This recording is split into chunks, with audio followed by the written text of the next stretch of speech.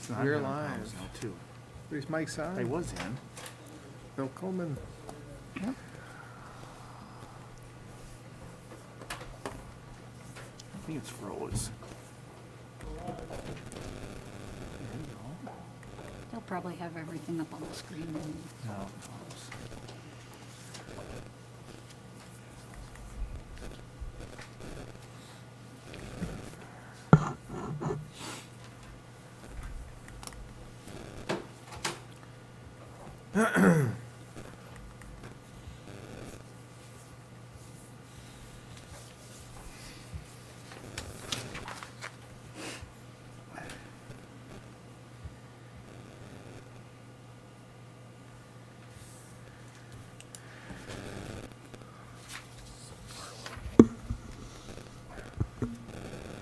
All right, I got 6:30, so I will go ahead and call the meeting to order with a roll call vote.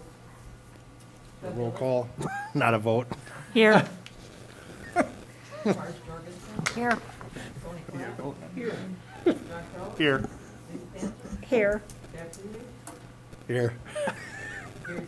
Here. Here. All right. Stand and join me in the Pledge of Allegiance. I pledge allegiance To the flag of the United States of America and to the republic for which it stands, one nation, under God, indivisible, with liberty and justice for all.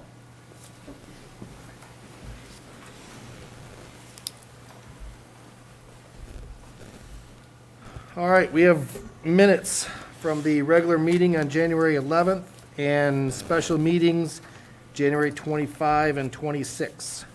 I move for approval of the January 11th, January 25th, and January 26th minutes. Second.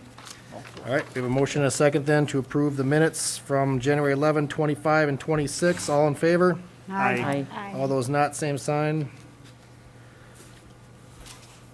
All right, welcome our visitors in the back, in the nonfiction section. And all of those that may be watching or listening at home. So thank you for being with us on this cold night. Public comment, nobody has signed up for public comment. And we don't have any announcements, so we will move right on to the agenda. I'll move to approve it as presented. Second. All right, we have a motion and a second then to approve the agenda. All in favor? Aye. All those not, same sign. All right, we have an agenda, which brings us to reports by admin, 9.1, School of the Month, Prairie View. Here they come. Good evening. Said it's on. Hopefully you can hear me. All right, let me hear some of your strategies for solving this problem. Let's see.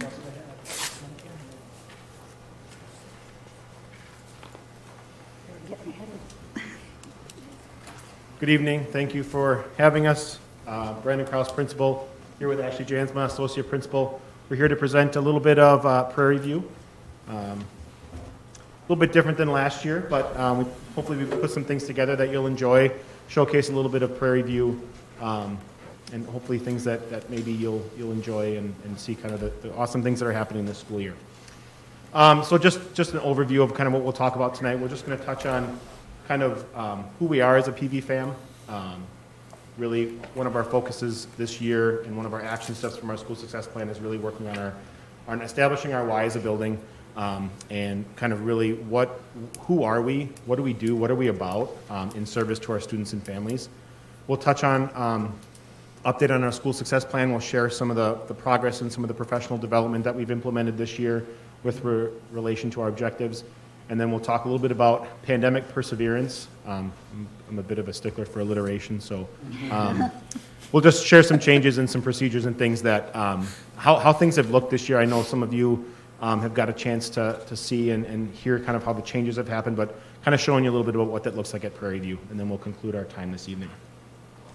So, who are we as a PV fam? So one of the things that we had talked through during our board workshop in August was, really wanting to reestablish who we are as a building, who we are as a staff, And that comes back to our mission, our vision, and some collective commitments that we come together to establish, is to essentially say to the families and students that we serve, who are we and what are we all about? So it's also part of some of the district's initiatives. All the buildings are kind of working on this right now as well, and it's something that we're going to have done by the end of the year. It's certainly a process, but establishing that mission, vision, and collective commitment work, both as a building, and then how can we support the district's strategic plan, and how can we support the district's mission and vision. So, really, this has been a process. We've started it as a building earlier on, in January.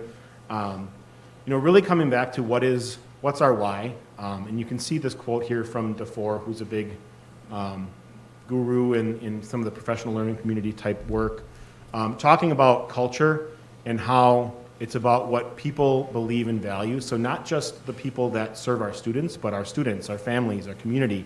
And in order for our school to be a place that provides high levels of learning for all students, we have to do so regardless of where our students might be coming from, their backgrounds, their experiences. And we have to articulate that as a staff through what we do each and every day, how we behave, how we talk, how we work with students, how we work with each other. So, one of the things that we've really worked on and really tried, establishing as a building is all students can learn, regardless of where they're coming from. Background, home life, language, really we have to believe that all students can learn, and all students are going to learn because of what we're doing each and every day. So I don't know if any of you are familiar with some of the Hattie research that's out there on visible learning, but the top difference maker in a child's education is teachers. Teacher self-efficacy, teachers believing that what they do is making a difference, and really establishing that culture as a building.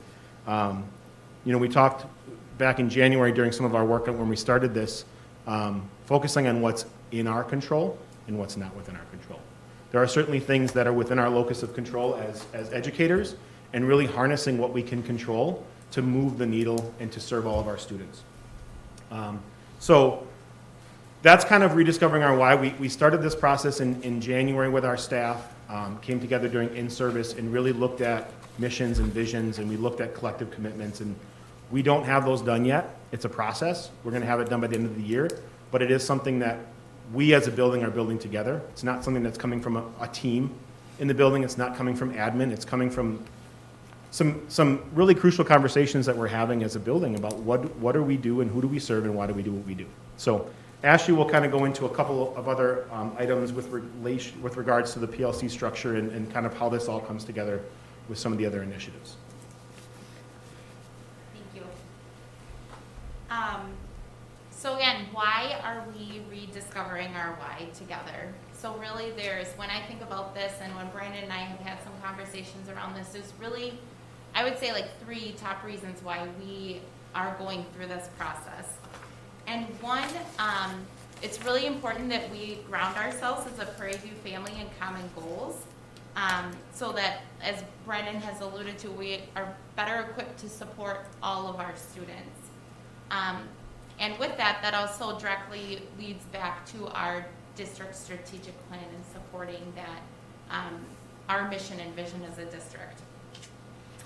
Secondly, this was one of our school success plan action steps. So as Brandon and I met and discussed our school success plan this summer, we really felt like this was very important, that we come together as a whole school, a whole team, and really, again, just kind of identify our purpose and our vision together as a Prairie View family. I think it'd be safe to say that Brandon and I both really truly believe that by doing this and by creating and cultivating a positive collaborative culture, that we think it really can yield student success. And then thirdly, rediscovering our why really directly supports, as Brandon has kind of mentioned, our efforts towards becoming a professional learning community. So a professional learning community is not just something that we do, but it's truly who we are. And it's important in this work as we work towards becoming interdependent collaborative teams, that we really have our 4 pillars here that are listed in this image, that we have those identified and that we feel confident and solid in our shared purpose, which would be our school mission, our shared vision, our collective commitments, so that is what are we going to do, that's kind of like how we behave in our actions, and then our shared goals. And I also think that it would be safe to say that we do have shared goals, right? We Brandon and I, we work together to create the school success plan, which comes from the district strategic plan, and then in turn our teachers, they come up with their SLOs that really branch off of that. So I think it's safe to say that we have our shared goals, but we really need to identify our shared purpose and our shared vision and how we're going to act upon those.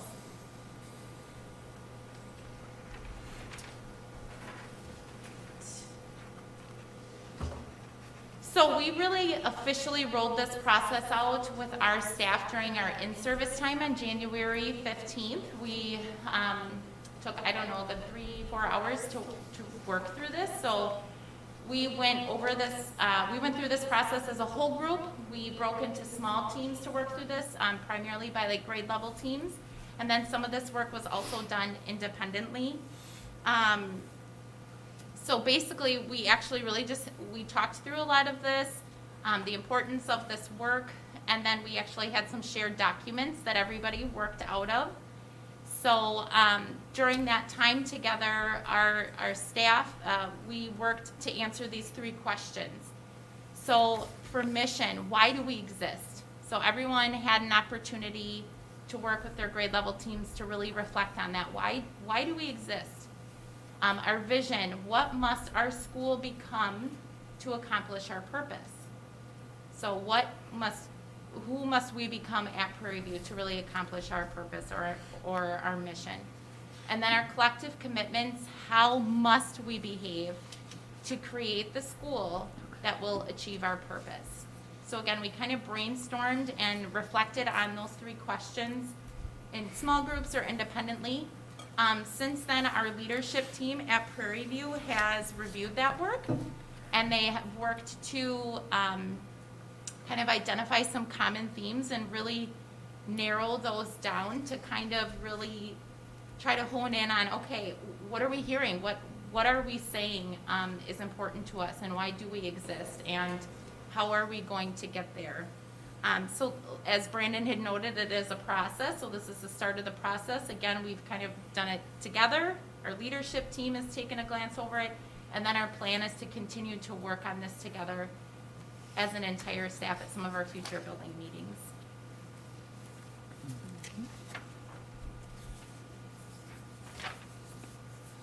So, to kind of bring the school success plan together, there are 2, that's part of our goals, right? That's our building goal. Our teachers build their goals off of that. And with our mission, vision, and collective commitments, that's going to be something that we live and breathe every day.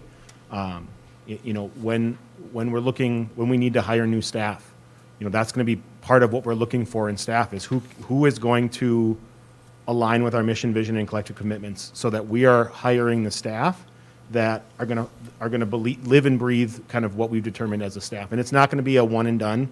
It's going to be something that we look at every year. It's not something that we're going to necessarily change every year, but we do have to review that so it doesn't just become a paragraph or a sentence that sits on the bottom of a newsletter somewhere.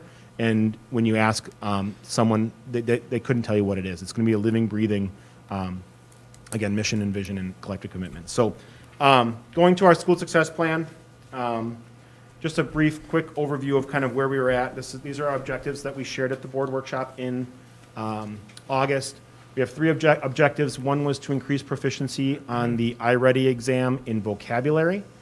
Another one was to increase proficiency in number and operations. And the last objective was to increase engagement scores on our school perception survey in the areas of connectedness, social emotional aptitude, and then equity.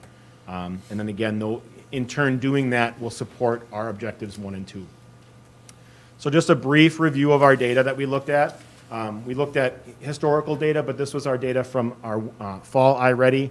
At the top there, you can see the reading, the different domains from phonological awareness down to comprehension, informational text. Vocabulary is third from the bottom. That was one of our lowest areas. And when looking at the data, really harnessing that vocabulary, comprehension, informational text is another lower area, but there's also a lot of domain-specific vocabulary in informational text. So if we can really tackle that vocabulary area, we're hoping to see that lift in the comprehension, informational text, and obviously the other areas as well. Below that is the placement for math, and you can see numbers and operations at the top. That was actually our lowest area in the fall as well.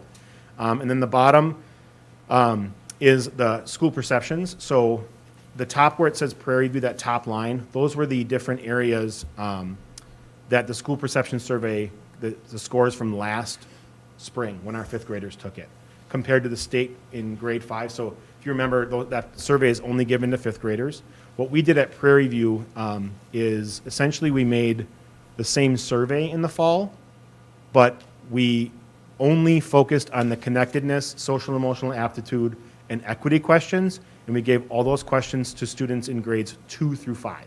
So we didn't just focus on fifth grade, we did focus on 2 through 5. So you can see our scores in those areas, slightly lower in a couple of different areas, but again, our sample, our size of the group is a lot larger than just fifth grade.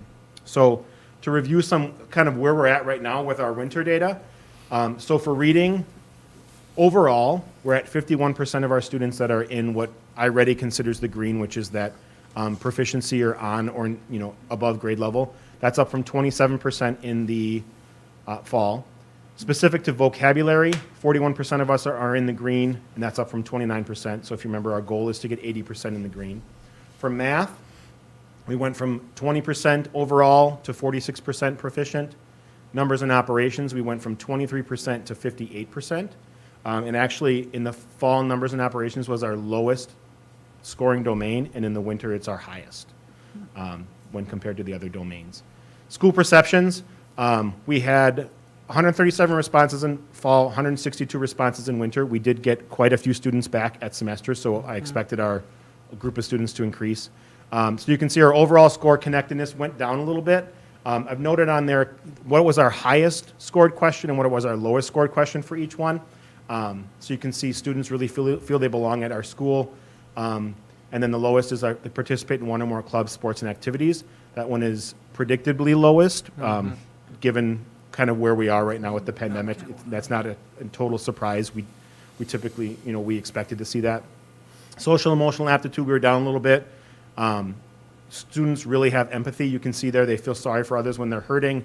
The lowest is when I feel stressed, I know how to cope, which there's a lot of stress in kids' lives right now. We've got quarantines, we've got other things that are happening. And so what we've done to address that one specifically is our PBIS leadership team has started to look at that and started to talk about how can we incorporate some more mindful activities, or how can we teach students to maybe cope with their stress differently.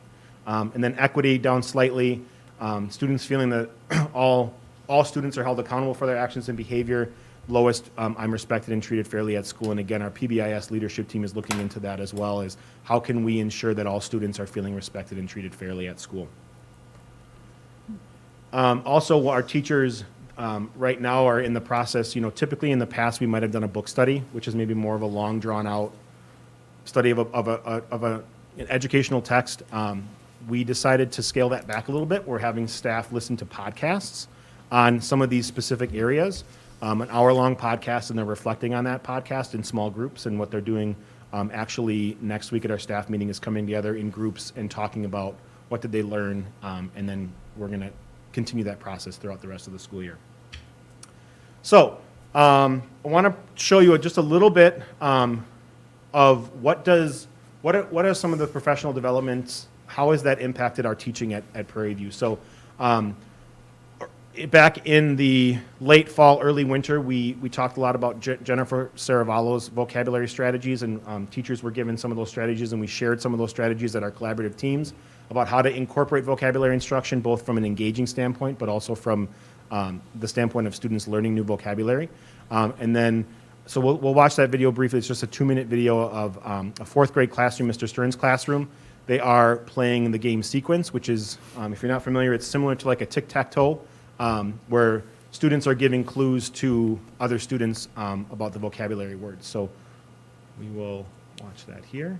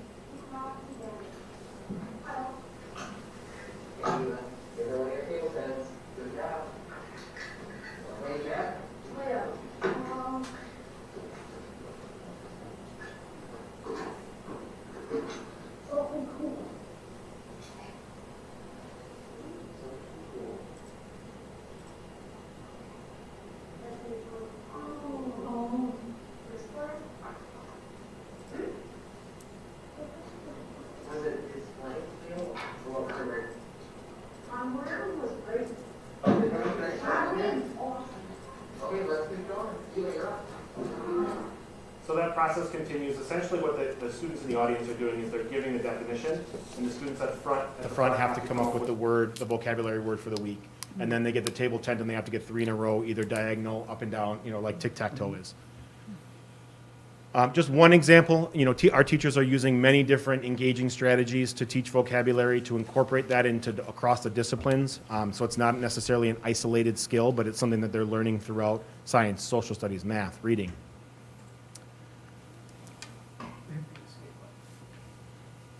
And then I'll show you from a 2nd grade number talks, which is, each of the certified teachers, the classroom teachers got a number talks book. And essentially what a number talk is, it's a quick, brief, no more than 5 to 7 minutes each day, mental math practice on computation, addition, subtraction, multiplication, and division. And the idea is that students can solve it mentally, and then what they do is they share their thinking, and the teacher captures that thinking, and so that students are seeing multiple different strategies so that they can become more flexible and efficient and fluent with their strategies. So we'll show that one here. This is a 2nd grade. This is Mrs. Lekowitz's class. All right, let me hear some of your strategies for solving this problem. Let's see, Gio, how did you solve it?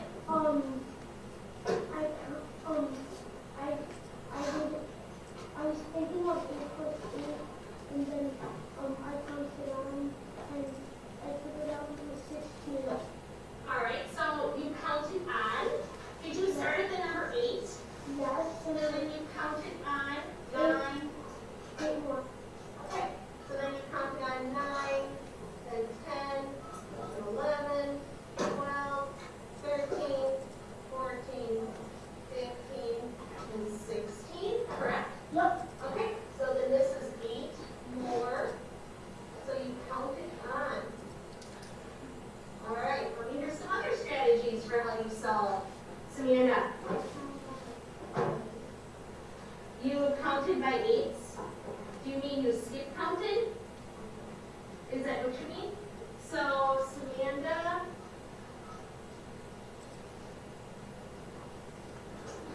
so first you thought 8, and then you thought, which is 16, okay? So we can skip count if we know how to skip count by our 8s. Anybody else? Alex? Okay.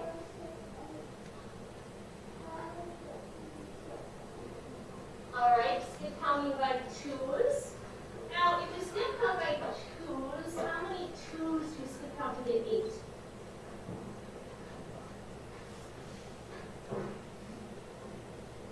How many times do you skip count 2 to get to 8? 2, 4,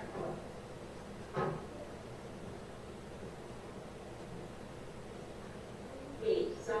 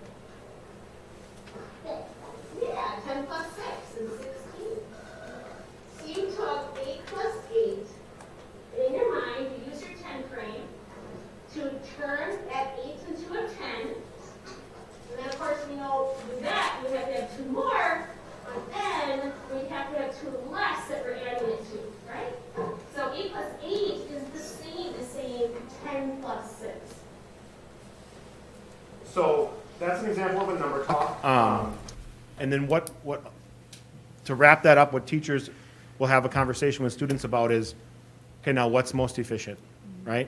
Because going back to that first student who went 8, 9, 10, 11, right?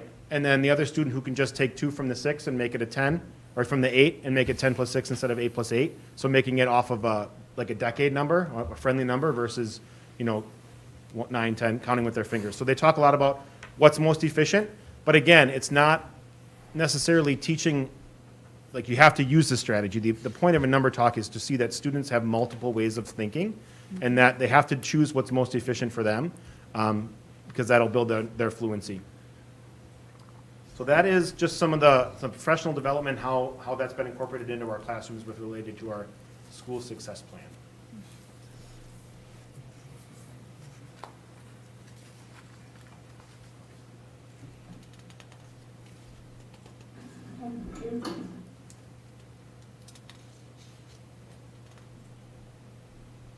There we go. All right, so pandemic perseverance. Our staff, students, and families have really had to persevere through this school year and all of our current realities. So you guys have heard a lot about how things have maybe changed in the schools, how procedures have been altered or adjusted. But you haven't really had an opportunity to really see what it looks like in the schools. So we wanted to give you a chance to just see a little snapshot of what a day looks like in school at Prairie View during a pandemic. So I have a little video here that we put together. Some of the things that you'll see in this video, and there is text, so it's a combination of some photos and videos, and there is some text that pops up that kind of gives a brief description of what you're seeing. But just some examples are maybe some procedural changes that we have implemented at school, what art and music looks like on a cart, lessons that have been adapted to work for outdoors and also have maybe been adapted to help follow some of our health and safety protocols. And Brandon and I just really want to add that we did want to take this opportunity to really be able to recognize our staff because they have worked tirelessly to make all of this work, and they've really had to think outside of the box and get creative. So we really just want to recognize them and all of their hard work.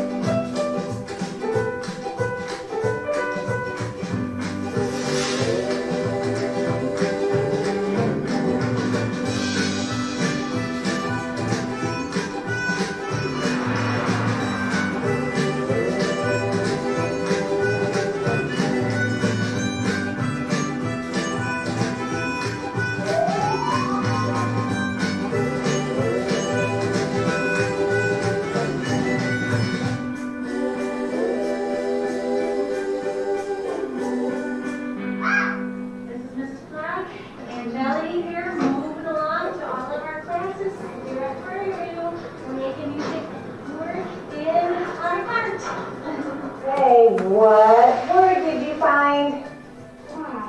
What sound does that start with? Yes, can you make that sound for me? Good job. Show me what you're gonna find. A frog. What sound does frog start with? F. Good job. Can you make that sound for me? Good.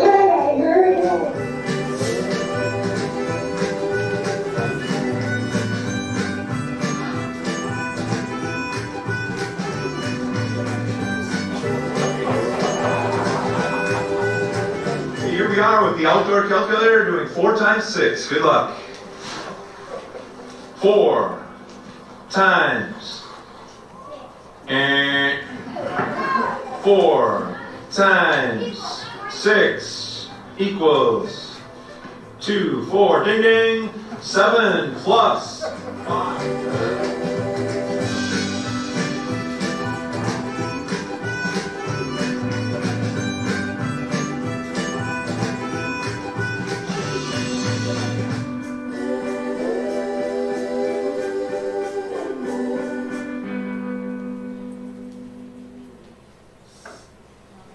Hope you guys enjoyed that little sneak peek of what things look like at Prairie View these days. All right. All right, so in conclusion, we have big goals, and we have set out to persevere those big goals together at Prairie View. And lastly, I'm going to leave you with some pictures of our phenomenal staff that we are lucky enough to be able to have as a part of our Prairie View family, and to be able to be kind of riding this crazy roller coaster together. All right, so at this time, we can take any questions. I don't want to brag, but both my 7th grade and 9th grade are graduates of Prairie View and high honor roll students. I'd like to think it's their grounding for Mr. Peters and the staff there. I just have a question. You know, we had the kids divided to cohorts based on alphabetical listing, I think, pretty much, wasn't it? At the elementary level, they're by class. They are by class, okay. But you do have more than one classroom per grade in some of them, don't you? At Prairie View, we, for K through 5, we have 3. Every grade level has 3 classrooms, except Right. 3rd grade has 2. Okay, so they were assigned a classroom to begin with, so they stayed in that group. Correct. Yep. Did you find any issues with that you might have to move a kid because there were problems in a cohort? Any of that? No, we don't typically get to that point. There's a lot of, things that we do proactively, but also, we have, our teams come together collaboratively, either at a grade level, or we have problem-solving team meetings where our teams come together with PPS staff to really narrow down what that student needs. Behavior is certainly communication, so what is that behavior communicating to us, and what supports does that student need to be able to be successful? We've certainly had hiccups, especially with quarantines, ins and outs, and the stress that goes along with students, either if their class is out or they're out. But certainly we work through that with our PPS staff is amazing. They work closely, and obviously all of our teachers, like Ashley said, we can't sing their praises enough. Teachers in general, but this year has just been, it's been a pleasure, and we're lucky to serve alongside our staff at Prairie View. Great. It's, you always get that, and in this time of stress, sometimes you'd see some of those things manifested more, Yeah. and. We focus a lot on relationships, but this year the relationships are even that much more important Right. because of what students are having to endure that Sure. elementary students don't typically have to do. Yeah, right. Thank you. With the format change, how has that affected the behavioral kids that typically acted out before? I think all the changes have impacted all of our students in different ways. With having the cohort, some of those students are spending more time with their smaller cohort of students, which, just like as I'm sure any of us, we spend as much time with the same people. When our kids can't, they're with the same group of kids, they're with the same teacher, we're gonna see, just like families do, right? You spend so much time, you might see some behaviors, but, from a behavior standpoint altogether, from our building, we've been really lucky this year. And our students have really adapted well, both those students who are, maybe receive some additional support for their behavior, or those that don't. So I saw a little bit in your video and a little bit on Facebook about your Iditarod. Can you tell us a little bit what that was? Oh, yeah, it was, that's props to our PE people, Mr. Dan Hallman and Mr. Jacob Starkey. So they did, a couple weeks ago, they did the Iditarod with students. So students, our PE has been outside essentially every day except when it's been cold or when it's been too rainy or too snowy. So our kids have been outside every day, essentially. And so they decided to mix it up a little bit, bring in some of that Iditarod history, and For 2 days in PE, they set up a course outside. They had the start and finish line, and they had to go to a couple different checkpoints.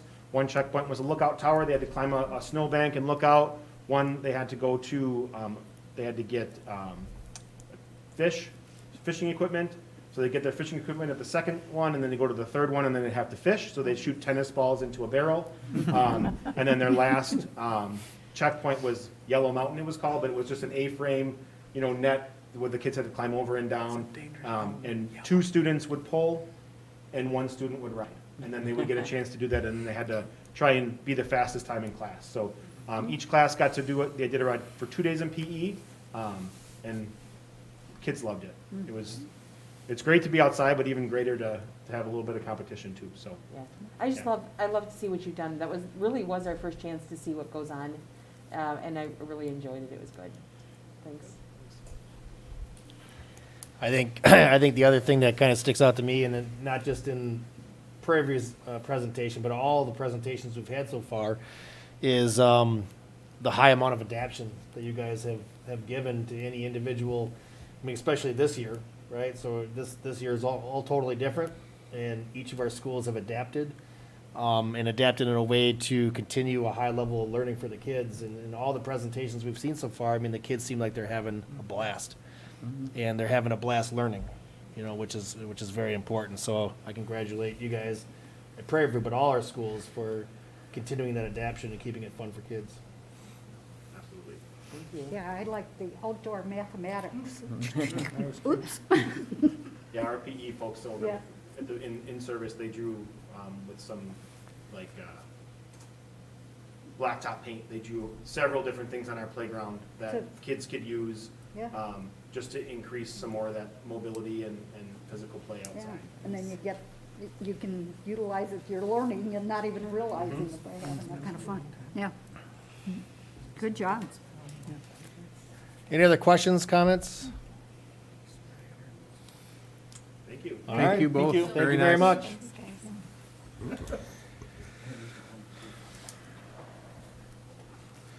All right, that brings us down to 9.2 at-risk programming. Jesse and Rob.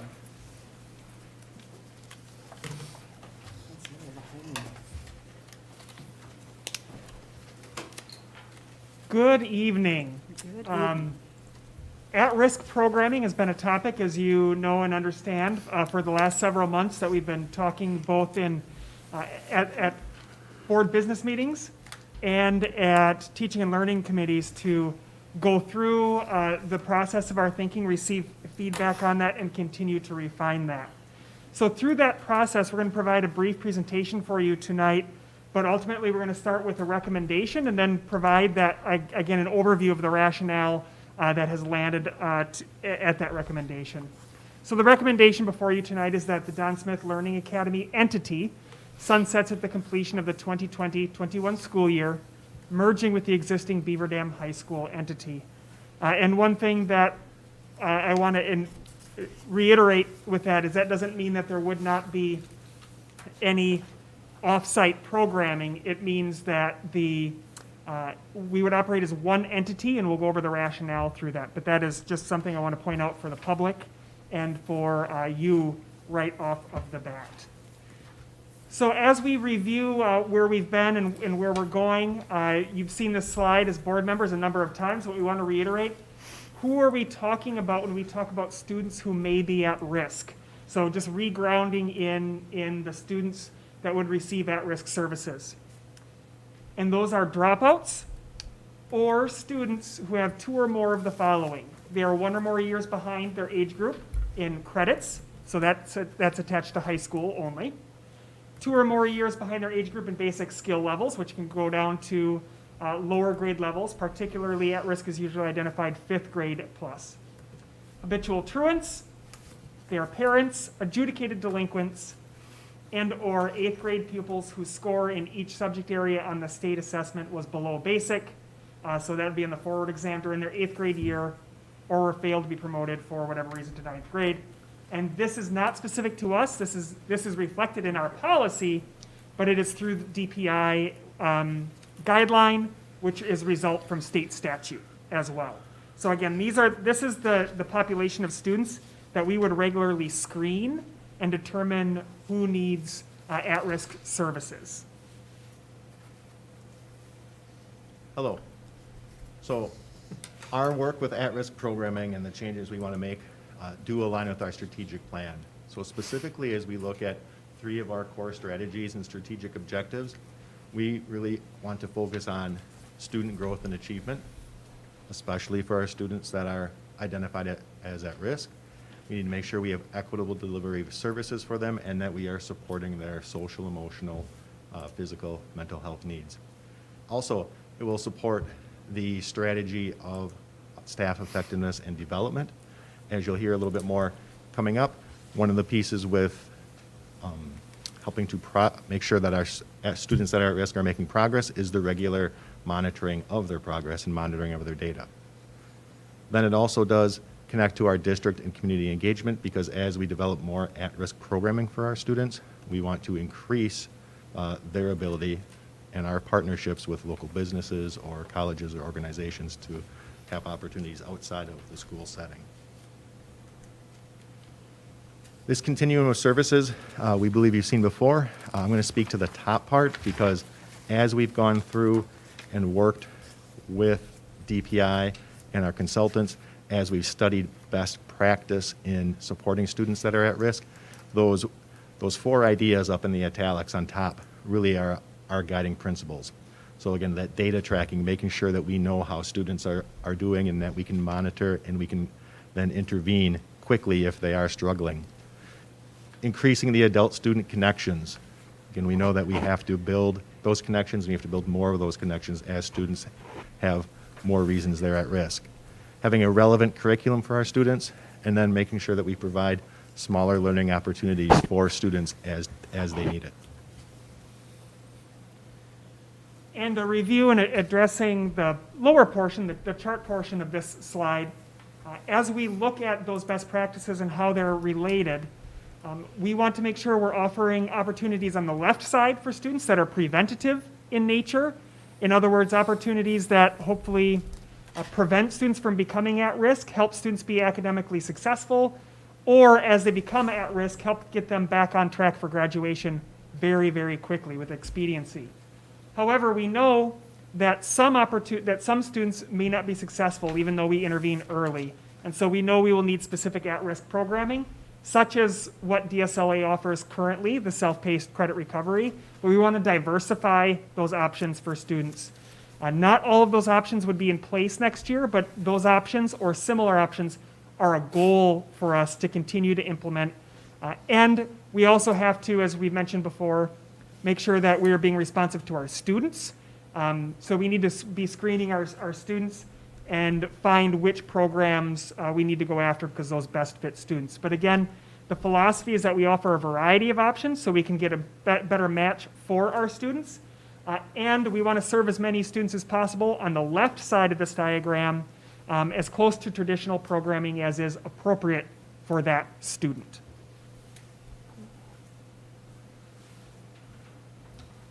So some common at-risk supports that each student that is identified as being at risk will have. First of all, again, that regular progress monitoring. We need to really quickly be able to tell if they are faltering academically, if they're faltering behaviorally, socially, emotionally, so that regular progress monitoring of student success. Each at-risk student will have a staff advocate, someone that is assigned to them that they can connect with, again, closely on a regular basis. And then as students may have increasing at-risk needs, then we bring in a larger group of individuals, a team, to work with that student. Each student will have a student success plan, which details where they're at, what their needs are, what their goals are, steps for the student to help reach those goals, and ways to tell when that student would no longer need different levels of at-risk supports.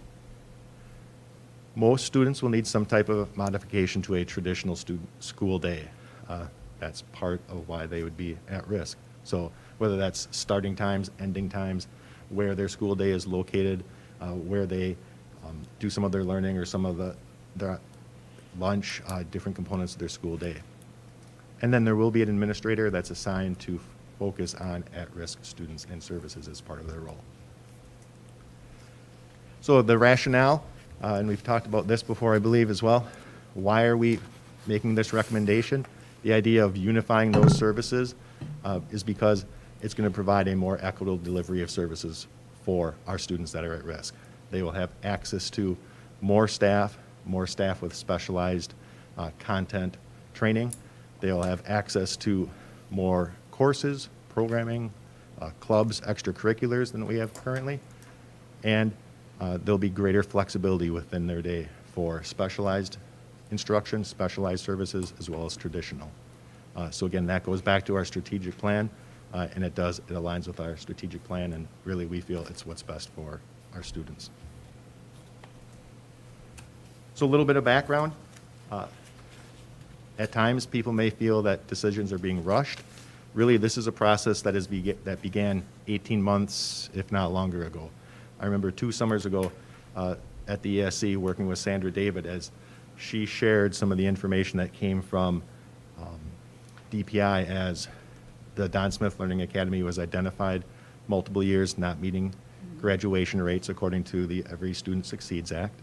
As a result, DPI started to work with us for determining why. And that larger group of staff over the summer started to realize this was not a DSLA issue, but it was a systemic issue in how we supported our at-risk students. So really, we need to look at systemically how we support students K-12, but especially at the high school level. That morphed into working with DPI on a regular basis, and the work that we did last year and shared with the board, and moving into the work that we've been doing this year as well. Thank you, Jesse. I would add that as a part of our rationale and a part of the background, the goal is to really best serve our students and best meet our strategic plan. And we know through investigation that was done prior to my time and as I've come on board here, that we really need to be nimble and meet the needs of our students, and the merging of these two entities really allows us to multiply services for students and to be more nimble by combining the staff and combining the services and being able to operate more. DSLA is identified, as we've covered in the past, due to low graduation rates on the federal level. However, our goal here in doing this isn't simply to address just that. Our goal is to merge those entities together and create services, not just that we get above that 67% graduation cutoff, but we are seeking a 95 to 100% graduation rate for our students. And so that is the goal of our at-risk programming. That is the goal of what we're trying to do, and I know that we can do it if we're all on board. And in order to do that, again, we're seeking your approval tonight so that we can move forward. Now that first semester has completed, we need to move forward with screening students for at-risk at the high school level, which would be done over the course of this month. We need to make communication to families if they have not already been notified, so that they can become aware, which leads to creating plans. And we've also talked about, and Jesse will address, some transition plans for students that are currently at DSLA. We then, after we know the identified students, have notified students and have conversations about what might best work for those students, then we start looking at locations, staffing, schedules. We have some drafts, we have ideas of what that may look like, but again, every 5 students that we put in something can drastically change what we offer, and that will be an annual process as well. So this process really, it looks tight, but it's really going to be an annual process of identifying students and making sure they're set up for success the following year. Program planning would take place over May and June. We would use grant funding to be able to pull together the at-risk staff, administrators, teachers that would be working with students and programs counselors to be able to make sure that we effectively plan for the launch of any program that we're going forward with next year. And then we would be implementing those as students come back in September. I would also remind the school board, not on there, is we would come to the school board in July with the anticipated programs for the following year, and that would be a part of an annual report to the school board as well. So one piece that we wanted to make sure that we addressed was how are we going to support students that are currently attending Don Smith Learning Academy? So currently we have 12 juniors, 12-ish juniors. I know that those numbers have changed over the last couple of weeks, but near 12, 13? So 12, 13 current juniors, which means next year there'll be class of 2022 seniors. So we want to make sure that we don't change expectations on them as they're nearing the end of their high school career. So for our current juniors, our seniors next year that are currently at DSLA, they would have choice. They and their families would have choice if they want to become involved in the different program options we have running out of the high school, or if the high school is not a building that they feel comfortable with, that if they want to have that take place offsite at a different district location. We also want to make sure we maintain consistency in the expectations for the students that currently are at DSLA. So currently they have a half-day school day. We'll promote fuller day options for students, but if that is what they feel is what's going to make them most successful, they'll be able to still have that. Same thing with their means of earning credits. They can continue with the way that they have been earning credits at Don Smith with some of the packet work, with some of the online work, but then they would also be eligible if they chose the high school programming options to do some of those options and instructional pieces a little bit differently here. The other group of students that we have that currently are at Don Smith Learning Academy are our students that have missed their graduation date, our post-4-year seniors, so 5th, 6th, 7th year seniors. Again, we want to make sure we have consistency for them as well, so we would maintain staffing, familiar staffing with the students, and we would also make sure that we have similar programming, a morning program, and then an after-school evening program to meet student needs as well. Questions that you would have for us? Do you know where that evening program would be yet? It would not be at the high school. Okay. That's where we're at with it. Okay, It'd be likely another district location. okay. Do you anticipate a change in the number of kids enrolled in this program with, I mean, were there some kids that were identified as at-risk that were resistant to going to DSLA, or do you think that will change? Students would be identified at risk regardless of maybe where they wanted to attend. So it goes back to those identifiers that DPI has created for us. I think maybe in the past we haven't looked at those identifiers as closely or proactively as we're going to in the future. Okay. So I don't know that we're going to have any more at-risk students, but I think we're going to be identifying them earlier and maybe more efficiently. So I also thought at DSLA there were some kids that were identified because of their, they were uncomfortable in a large setting. So those kids would still be considered for this program, even though they might not meet all of the at-risk markers? Is that correct? Likely, they already have some of those other markers, if that's the case, either because of attendance, if they're not comfortable in a larger environment, then they're likely to not attend as well, or then they're likely to not pass as many classes or perform as well in some of our standardized assessments. So as what we're doing is we're really focusing on the requirements right now that DPI give us, but then there is always going to be wiggle room because there are always extraneous factors too.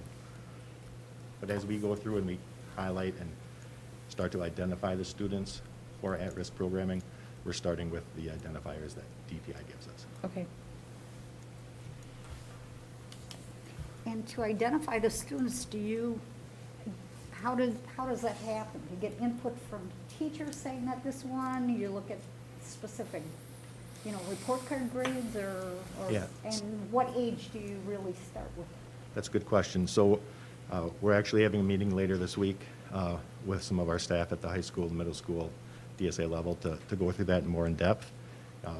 We'll look at credits and where students are at credit-wise at different points in the year. We'll look at some of our assessment data. So the iReady assessment, which specifically will look at 8th graders going into 9th grade because we won't have forward exam data yet, but otherwise we'd look at our typical summative data as well. Attendance rates, truancy rates, those are kind of all the pieces that will feed into at least the initial blush of which students would be considered at risk. And as far as which grade, this year we really focused on increasing the programming options for high school age students. We've also been working as a district on the response to intervention Okay. philosophy program. So really looking at where students are at, intervening earlier, and that should help students K-12. But yes, after this year, maybe we do need to look a little more in depth at middle school age students or Something like that. 5th through 8th grade students. Okay. I appreciate that answer, Jesse, because that was my concern as well. We've often said that if children are struggling early on, they're going to continue to struggle, so we need to help them out before they get to high school. Yeah, absolutely. Sometimes So before middle academically, school. there's been a push for that. Also, as Brandon, you heard reference, like a problem-solving team or a student solution team. Those are happening more readily and are more focused on, again, when we see a student that's struggling academically, attendance-wise, behaviorally, whatever that might be socially, to be able to respond quicker to that, so that we don't end up with students that are disengaged from school or students that start to fall behind earlier, and then it's more challenging to catch them up. Do you think this year might be a little harder in some ways to find some of those students? Because you're saying they've all been in a, you know, some are virtual, some are this, you know, pulled out of class and that kind of stuff. Yeah, You know, is it just because of the pandemic issues that caused them to go this way, or, you know, Again. that would take some conversation with the parents as well, I imagine, and Right. doing that to talk to the, you know, when you identify someone who you're thinking of for that, I would assume. Right, there are some challenges, Yeah. again, where we didn't have some of our assessments last spring. Well, we're lacking a little bit of data. You can also, as we look at the attendance as an example, or behavioral needs as an example, you can also look at a little bit more historical. So if a student is struggling with attendance this year, but prior to fourth quarter last year, they weren't struggling with attendance, that tells us maybe there's a little bit of a different need. Yeah. Same thing with behaviors. If we had students that are really showing some behaviors recently, maybe that has more to do with the current structure of this school year than it does with what their needs are. And I would reiterate that we know, because we have a little high, we have a higher failure rate currently, and the high school's doing a great job of trying to recover that. Because of COVID and instructional models and different levels of engagement. But, you know, within that, you know, once a student is defined at risk, doesn't mean that they get alternative programming right away. It means we identify them and we ask the question about what does this student need. Right. And it may be one. And it may be, You gotta sing it. I didn't have my pen, otherwise I would start Music going. every time. Rob's theme song. If I had a walk-up song, it would not be that, although that might be the most fitting. It might be more fitting than when I would choose. Tom Sawyer. I'm more of a Blues Brothers guy. But I was answering a question. So a lot of students, it might just be that they need one semester of one period of credit recovery to recover 2 credits Oh, and get back on track.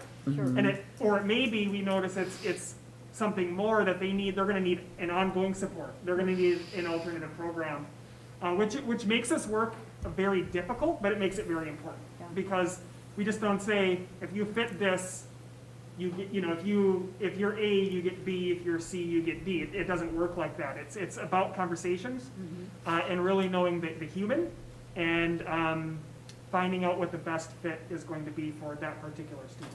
And that goes back to some of the components too that we're putting in for our at-risk students.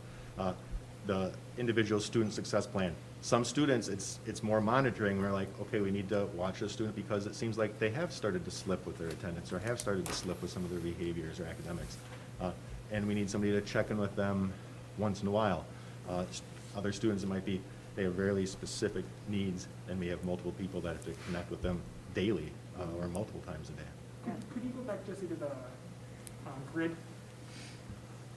So just to illustrate, those RTI options on the left and even up through guided supports, so those 3 options on the left, those are really available, would be available to any kid at any time that needs it.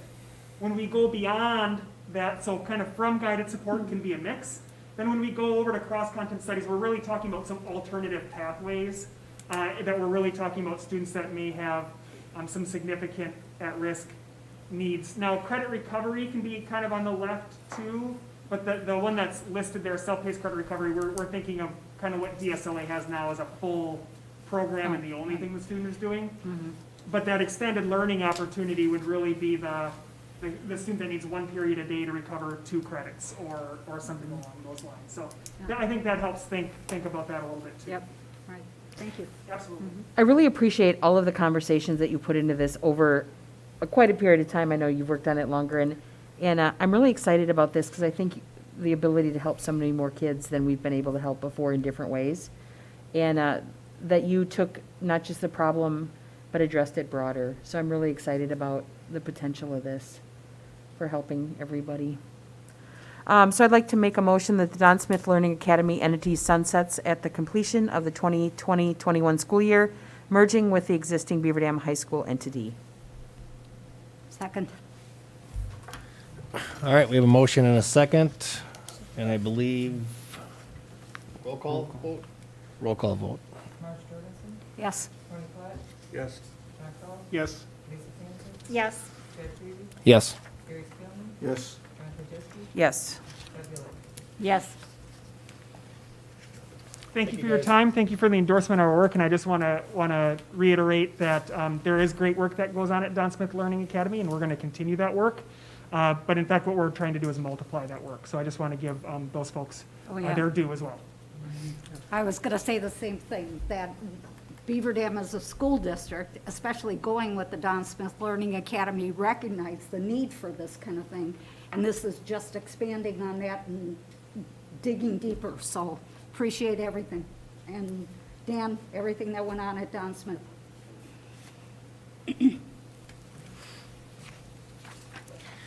All right, that brings us to 9.3, strategic plan update. Jesse. Thank you, Mr. Peters. Thank you. If this gets long, we're gonna play music again for your outro.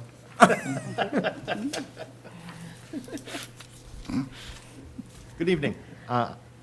Thanks for your time again tonight. I'm here to talk about where we are at currently with our strategic plan.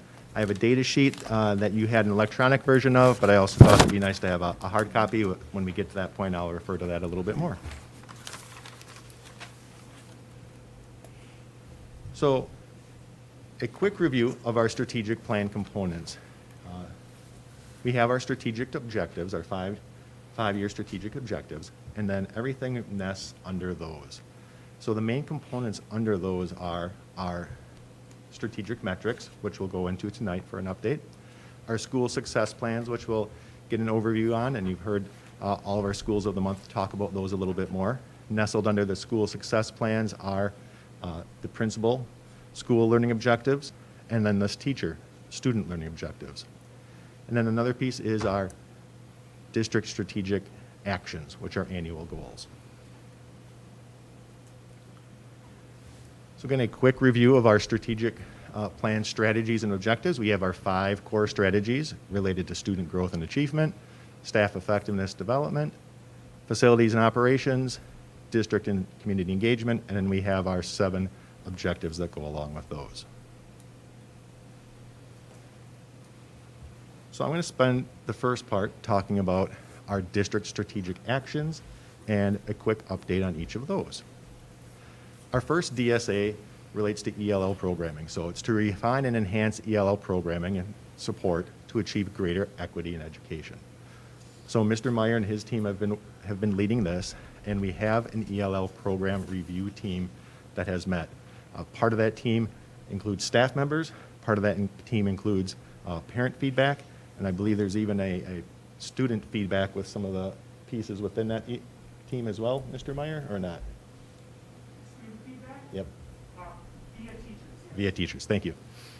But you'll be hearing more next Monday, I believe it is, at the February Teaching and Learning Committee. That's when Mr. Meyer will be going through those team recommendations. Also, related to that, administratively, we have been continuing to learn about response to intervention, which you heard us talk about when we talked about at-risk programming. response intervention system that's going to help us serve all students. Our second district strategic action focuses on nurturing staff resiliency, really supporting our staff, because this has been a really unique year, we understand. So Ms. White and her team have really been emphasizing empathy and patience, gratitude with our staff, and then also expressing that to our students. We've tried to increase the frequency of wellness initiatives, some random acts of kindness, and just general information about coping strategies, mental health for our staff. But this DSA especially has changed this year really to focus on supporting all the anxieties that have been created through the events of the last 12 months.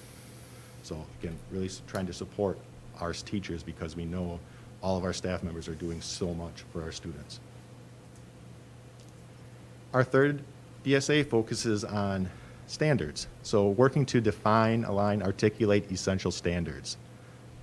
So time has been allotted and devoted this year at different assorted in-service or meetings for each team to work on determining those essential standards and then unpacking them for all the courses. Now, I think we know what determining is, but after a standard has been deemed a priority standard or an essential standard, unpacking means basically taking it and taking the standard language and transitioning it into more layperson language, language that students understand, language that's easy for staff to understand, language that's easy for parents to understand. So every team is at a different spot with this for their courses, but everybody's moving forward and everybody's committed to this work. Our fourth DSA focuses on facilities and the 5-year facility plan. So most of the projects that were designated for 2020 as part of the plan were completed. We know about South Beaver Dam. It was closed and the building was sold, and there was the Jefferson renovation and expansion. There were some adjustments in the 5-year plan due to the unique realities we faced again over the past year. An example of that is the high school bleachers. Due to the windstorm, those bleachers needed to be done earlier than expected. So there's still the focus on sustainability, but some of those projects have shifted around a little bit within that 5-year plan. DSA 5 is increasing student and family social and emotional outreach efforts. Ms. Schieffer and her team have been working on this, and the goal is to provide more frequent and more easily accessible information for our students, our families, and then even for our staff. The focus has been on our school website, where there's a whole section focusing on this, information in school newsletters. So again, trying to have easy access for folks, trying to have frequent access and frequent reminders of the supports that are available from the school district and the surrounding supports as well. Strategic actions. Action 6 is maximizing our use of social media to help enhance our perception and our engagement. So what's happened with this DSA is based upon the data from our family survey, family community survey last spring, we were able to identify some areas where we need to do a better job of promoting what's happening in the schools. So those areas were related to kind of life after school for students in some aspects, career and technical education, college career advising, also the mental health and wellness supports, which you heard about, and then some of the math instruction and math expectations as well. So trying to refocus that, our communications in those areas with families.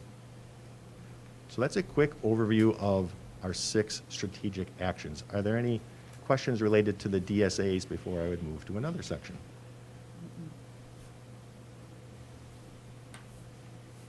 Joanne, you look like you want to say something. Nope, I'm just waiting. Okay.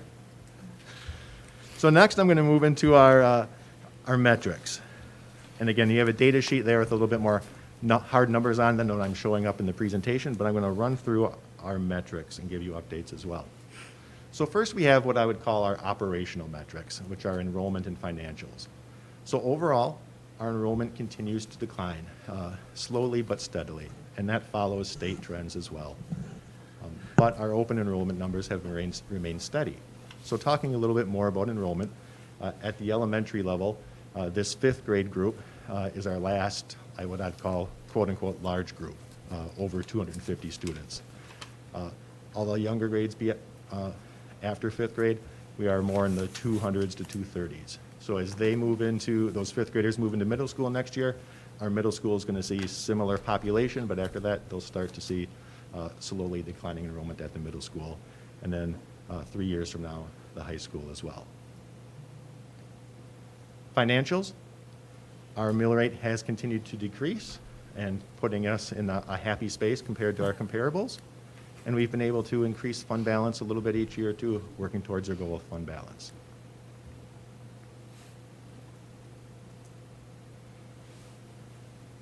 Then we have a couple of metrics that I would categorize as behavioral. One of those is attendance, and that's probably our most challenging metric right now. We are able to track our attendance rates, but we are really working to balance the need of having students present in school, having students present and engaging online, with also the need for some families are in situations where their students, if they're not in school, can't participate during the school day. They have to participate at different times. So we're trying to be respectful to family needs, but also the understanding that it's so important that students are engaging and participating in their education at school and also when they are not at school, on the days they're not there. Discipline, across the district, we have seen significantly less removals or suspensions. Noticeable difference this year in our rate compared to other years. So could be a combination of things. One is there at the middle school and high school level for most of the year so far, there had been less students in the building. Also, it seems like there's maybe been a little bit of a more appreciation for the time that students do have in the building, so they don't necessarily want to have to leave class or leave their friends or leave the building. And then also what you hear about is, as we go through our school success plans, there has been really at each building and each building level a focused effort on connecting with students. So again, the more we build those connections, the better we are helping our students behaviorally and academically.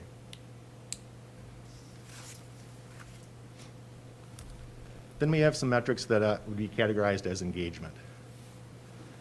So the hard data for these will come at the end of the year after we do our spring survey again. But again, for student engagement, there has really been a concerted focus and effort at all the buildings, K-12 within the district, to engage students. We want to connect with students in a time when it is difficult for students to connect. It's difficult for people to connect. So there has been frequent, regular communication from staff members to students, whether they're in-person students or whether they're hybrid students or virtual students. We have increased our synchronous instruction expectations and opportunities this second semester for our students. And we've also been able to increase some of our in-person learning for students as well. All of that leads to help our students to feel more engaged and connected. Family satisfaction, this is really a balance, as I alluded to with some of the other information. There's so much communication, electronic communication out there now that it's so easy to overwhelm people and inboxes and texts and everything. So it's really trying to balance that, providing families with communication information they need, giving them opportunities for feedback without overloading. And then staff engagement, again, we've really tried to support and focus on the needs of our staff. One of the pieces that we do have is our staff retention rates. And traditionally, we've been holding steady with, about 10% of our staff we have turnover and that leave the district for non-retirement reasons and that we're rehiring for. But again, that's been consistent for the last 4 or 5 years. Graduation. One of the pieces that is new that Rob referenced when we were talking is at the high school, they provided at the end of first semester a 2 to 3 week window of time where students were able to do some credit recovery. So instead of failing a class and having to repeat the class, looking at what were some of the specific activities or learning targets that were not met and giving them a chance to complete that. So This data and this information was completed prior to the end of that window, which happened, closed for most students last Friday. But kind of looking at where we're at a year ago, if we look at where we were at the high school with our seniors, we had over 95% of our students to start February, so basically into semester one, had 20 credits or more. This year, there's a drop. So again, the credit recovery pieces that we've been trying to do the last couple weeks at the high school are hopefully going to help that. But that 89.4% of kids right now that started February without 20 credits, that equates to about 25 students, 25 seniors at the high school that they'll be a little bit behind credit-wise. At DSLA, last year at this time, Mr. Luke was projecting around 40-ish% graduation rate. In speaking with him again, where he's looking where kids are at, and we heard from his presentation last month, again, somewhere in that 40-ish% rate is what's being projected for graduation.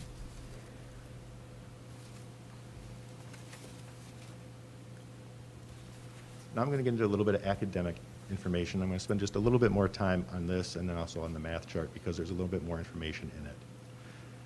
So these first two columns, it's trying to provide a historical view for us. The first two columns, 2017-18, 2018-19, those were traditional, typical years. And the percentage of students proficient you see on there came from the forward exam for our elementary students, our middle school students, came from the Aspire exam for the 9th and 10th graders, and then came from the ACT at 11th grade. Last year, 2019-20, we brought in some mid-year data as well. We brought in the iReady platform, the iReady assessment for reading and math. So a year ago, you can see the students on iReady that were considered proficient or on grade level at grades 3-5 and at grades 6-8. Last year, we did not have any type of summative assessment for our 9th and 10th graders. They didn't take the Aspire, and we didn't have anything else formally in place. Most of our juniors last year got to take the ACT prior to the school closure, so you can see where the ACT scores were in reading last year.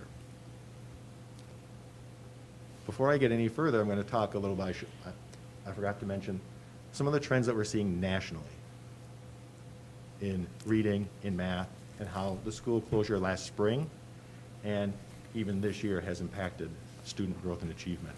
What we've seen nationally as trends, and you'll see here, BDUSD follows these trends, is that students have had greater learning loss in the area of math than they've had in the area of reading or language arts.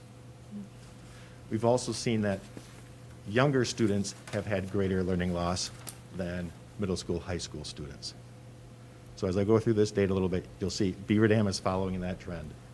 Again, some of the math is a little bit more sequential, and if students are missing part of that sequence, it's kind of a little bit harder to do. Plus, students, when they weren't at school, generally they're doing some type of written language, whether they're reading or texting or doing reading and writing online.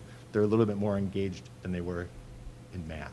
So those are some of the reasons for that. But saying that, now if we look at our mid-year data right now, you can see at the elementary level, from last year to this year, we've dropped about 10% in the students that are proficient. At the middle school level, there was a slight drop. At the 9th and 10th grade level, we had our fall Aspire periodic. There's a little asterisk there because there was not writing involved in that, where there typically is writing, so it's not a complete apples to apples comparison, but it does provide us some good information. And then this fall, we also took the pre-ACT, and the asterisk there is, again, there was no writing involved, so it's not a complete apples to apples data comparison, but it does provide us some insights. So overall, there's some promising results at the high school level, and looking for those to translate on our summative tests at the end of the year. Middle school, pretty much where we're at, but then again, elementary, there has been some of that learning loss. So what you'll hear and see in some of the success plans, and I think you've heard at some of the school presentations as well, is it's focusing on moving forward with grade level expectations, but then still filling in some of those essential standards or some of those foundational skills that some students were missing. math, we'll see pretty similar things. So again, 2017-18, 2018-19 were traditional years, typical years. Last year in 2019, 2020, at the middle of the year, we did have some benchmark data from the iReady assessments, and we did have the ACT. So as we look at this year now, we can see that drop at the elementary level is over 10%. Again, greater than reading and language arts. The middle school level, there has been a little bit of a decline. Our 9th and 10th graders in the fall on Aspire performed similarly. And again, that's a pretty early assessment in fall Aspire, so room to grow. And on the pre-ACT, you can see where students were as well. So none of this is really surprising, giving, again, all the typical trend data, but just because it's not surprising doesn't mean that we're not trying to change those results either. And you're going to hear a little bit more about that as we go into our school success plans. Are there questions on any of the data pieces before we go into school success plan pieces?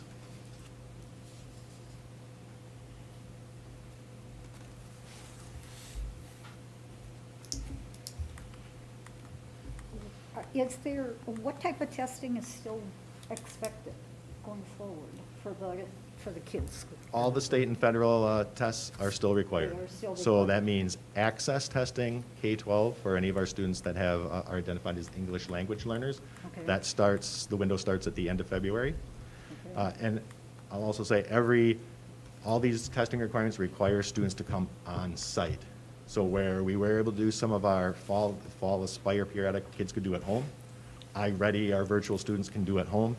Our state and federal ones, they have to come in district to do it. So that means 3rd graders through 8th graders are taking the forward exam, starting after spring break. That means our 9th and 10th graders are taking the Aspire in April, and our juniors are taking the ACT March 9th. And we have backup contingencies for all of those. But that's heavy planning right now. Yeah. You said family communications has been good because of the internet. Do you have an idea how many families do not have internet? I do, Gary, but not off the top of my head, but I do have that information. So we did, we participated in a survey with DPI, and we have that information for Beaver Dam, but it's not one of the pieces I can just jump off the top of my head right now. But I will get that for you. I can tell you that at least internet hotspot-wise, we've provided over 100 internet hotspots this year for students. And that wasn't necessarily all year. Sometimes it was in and out. And sometimes if it was a large family, we would provide more than one. But we're probably at about 120 hotspots that have been used at different times. So that's a little bit of a gauge. Did you say that the test you're using for elementary reading is different when you do the mid-year one than you did at the end of the year? Was it a different test or just? The formal summative one is the forward exam, Right. and that's where the first 2 columns of data come from. The iReady, we give the same assessment, or it's the same assessment at the beginning, middle, end of the year, so we can see growth. So comparing those numbers to the ones from the forward exam, you think you're getting a pretty comparable? Well, we don't know yet, because last year was the first year we did iReady, Okay. and then we didn't take the forward. But the iReady is really based upon the Common Core standards, our standards, as is the forward exam. So it has a pretty high correlation. We just haven't seen that exact correlation yet. And I believe in Waupun, Rob had experience with it. Did you find a decent correlation? If you look at the data right, there is very good correlation. What I mean by that is, like the end of the year iReady assessment, obviously is about 2 months after students take the forward. So we saw like some higher scores than we saw in the forward exam, but they performed better than they were in the winter. So it kind of equals out to if they took the iReady when the testing was, you see very comparable results. Okay. And that's part of the reason why we brought that in. We needed K-8, we needed more frequent diagnostics like that to be able to intervene a little bit more readily.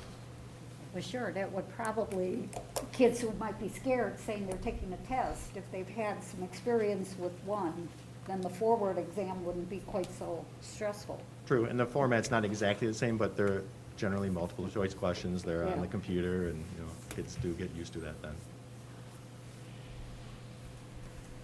So I'm going to move in, and the last part of my presentation is on school success plans. So a quick overview. The main components of a school success plan is that the building leaders or leadership teams sit down and they take a look at their data. And that the data leads them to some greatest areas of need. So they identify what they feel those are, and then they end up with 3 to 4 annual objectives, each with action steps. At least 2 of those objectives are focused on student growth and achievement. At least 1 of those is focused on staff effectiveness and development. So I'm going to highlight kind of each building a little bit, but by levels. So across the elementary level, I tried to focus on some common actions that have been happening across the elementary level. You know, most of their student growth and achievement goals focus on the percent of students being identified on grade level. In iReady, as Mr. Krause showed you some charts from that, or focusing on a particular strand. As he talked about number operations, he talked about vocabulary. Also, some common components are goal setting and tracking with students, collaborative meetings, staff collaborating to see how students are progressing and talking about it and adjusting, which goes along with that second bullet point of the professional learning community process, and then providing some extended learning opportunities for students in need. Another commonality is really focusing on connectedness with kids, relationships, and going back to that school perception survey data and how they can build relationships. So a little bit more specifics that I wanted to share. An example for some of the things happening that are working at each of the buildings. At Jefferson, they've really focused on providing some of that additional learning time for students. Select students have some socially distanced, safe, after-school learning time on reading and math. Also at Jefferson, there was a push to really have students look at their schedules and find ways to refine their schedules to have 15 minutes extra a day of math. So, and teachers were able to adapt and to do that. So a little more math instruction for all students, and select students getting some extra reading and math. At Lincoln, when Ms. Bates did her presentation for Lincoln, you saw they had great success with that reading intervention at 5th grade that there were videos about, and their data supports that. So now that intervention is being applied to other grade levels within the building, and should likely see similar results. Also having Ms. Alvin as an instructional coach focused with our virtual school teachers and with the Lincoln Elementary teachers has been a huge, huge asset. Also then at the virtual elementary level, it goes back to the essential standards. We heard one of the DSAs about really focusing on what's essential, especially with virtual teaching, and going deeper into those essential pieces instead of just trying to cover everything. Because again, students learning at home and learning virtually, it's a little bit different than in person. Prairie View, as you heard about, there's a lot of professional development focused on specific instructional strategies we saw videos about. At Washington, they focused a lot on writing, and they are near the end, I guess, of their process with their writing initiative, where each grade level has identified certain writing pieces, and the students do those writing pieces, and then they're scored, and shared with the teachers at adjoining grade levels. So that's been a couple of years in development, and they're starting to see some of the fruits of their labor for that. Also, an example at Washington is kind of the relationship building and starting to build a little bit more leadership skills within students. They have a school leadership team, student leadership team, and those students now are taking over the announcements, taking over planning some of the fun days or spirit days as well. At Wilson, they're trying to build the community, and it's worked well with, they have virtual all-school meetings every week. So each classroom pops up a meet, and they all can see the other classrooms, and then they focus on acknowledging positive academics, positive behaviors. Again, a way to try to build community when you really can't have a large group in-person community. And then Mr. Wilson has his student success team, student achievement team, that he meets with on a regular basis and talks about goal setting and motivation and how things are going. the biggest challenges at the elementary level so far with their success plans, it's just what you would expect this year, the transitions. Students that are in person, and then they have to be out of person for a period of time due to illness. Or they go virtual and they come back, and there's just a little bit, even though we're working really hard on having that continuity, it's just a little bit different. And also engaging students when they're physically not present in school. It's just different. At the middle school level, their focus was on reading and math achievement based upon state report card scores. And some of the pieces that were really working for the middle school were the new Study Sync curricular resource that is in English language arts. They have really focused on preserving the collaborative time for their teams. So that's something that middle school has really kept sacred, and their teams are meeting daily. Different teams are meeting daily to talk about instruction, talk about student performance. And then professional development. There's been a lot of professional development on language arts, such as anchor text. Again, professional development going with the Study Sync resource. How to teach in a blended environment, how to use your 90-minute instructional block. So trying to provide professional development to staff. And then really, again, working on that connectedness and relationship building. So I know there's been great efforts by our middle school staff to connect with students even when they're not physically in school. You know, calls, emails, through Canvas, but again, just checking in on students and trying to keep them connected. And again, the biggest challenge for the middle school is the same thing we saw at the elementary, is keeping kids engaged, especially when they were 2 days on, 3 days off. Again, keeping that continuity and keeping the student engagement up. At the high school age level, school success plans, Don Smith Learning Academy is focused on getting kids to graduate, earning credits, and coming to school. So we heard last month Mr. Luke talk about the big success has been when students have come, the days they're able to come in person, they were highly motivated and they were cranking out work more than they had in the past. The downside and the challenge was when students weren't at school, there wasn't as much being done. So given the 2 weeks that they have been, I believe, 4 days a week, they've still seen that motivation of kids in person, and the challenge will be to keep up that motivation. At the high school, some of the high points have really been some of the curricular materials that have been brought in. Again, Study Sync at the English level, the Reveal Math program, and then Alex is an online math program that's also been used more. Again, as we've heard before, the focus on the essential standards in the course and really helping to define what are the key pieces that students need. So again, if we need to do some credit recovery or some extra support for students, it can be focused. And then there's been a lot of professional development at the high school level as well. Language arts based, such as close reading, working with CESA 6. There's been the 7 mindsets, which is another curricular piece that's come in for social emotional learning. There's been professional development around that. Same thing with restorative practices and the idea of hacking discipline. The other big piece at the high school level is their suspension rate has, dropped astronomically. So we talked a little about that before, but that's been another success. Kids are here and they're focused and they're learning.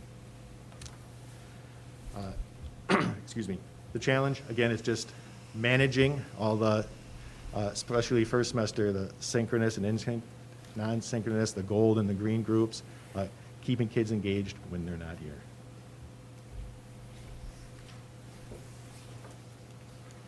So some of our continuing work, these are some of the big rocks, the big pieces that we're continuing to move forward. One is supporting the mental health needs of our staff, our students, our families, and the realization that whenever this pandemic ends, that doesn't mean those mental health needs end. That's going to be around, they're going to be around a while. So planning forward with how are we going to help support those needs. Professional learning communities, moving forward with, again, just making it even more formalized and more of a common practice of our educators working together collectively, looking at data, responding to student needs, adjusting instruction. Response to intervention, RTI, again, really identifying what those key standards are, essential standards are, and then being able to find opportunities to provide specific learning and reteaching for students, allowing all students to succeed. And then we already talked a little bit about, right now at least, in the front window are the required assessments coming up. So moving forward, for your perspective, early June is when our survey data should be in, and reports related to that, and some of our formalized data will be in. They've extended the window on how late some of these assessments go to try to allow more opportunity, you know, with the understanding of the pandemic and with quarantining. So that means our data might come in a little bit later too for some of our assessments. But really by the end of June, we're expecting that we have all of our end of the year data in. So that means in July, we'd be able to have another presentation of final school success plans, final data metrics for the 2021 school year. And then in August, we'll start up again with developing our plans and our actions for next year. So that's a lot of information. I apologize for taking so much time. But do you have any questions about school success plans or about any of the pieces of the presentation?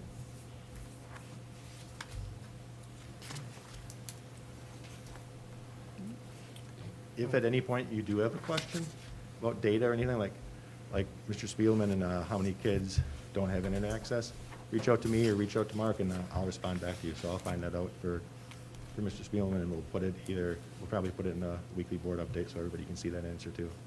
Perfect. Sounds good. Very thorough, Jesse. Thank you very much. Thank you.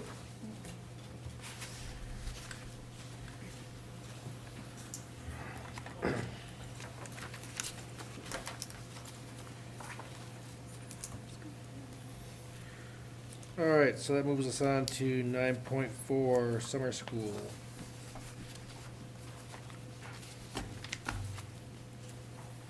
Hello, me again. So I'm here to give you guys an update on our plans thus far for summer school 2021. Okay, so proposed dates and location. For the elementary and middle school sites, we are looking to, again, offer a 6-week duration of summer school with a start date of June 14th, running through July 29th. We would like to run that again Monday through Thursday, and then having that week of July 5th off. So that has seemed to be beneficial. We've been doing that for the last, 4 or 5 years or so. Attendance was always down that week around the 4th of July. And I know that, over the last few years, it's become a little more challenging to find staff to teach summer school. And we did put out a survey a couple of years ago, and that schedule of a Monday through Thursday is definitely favorable.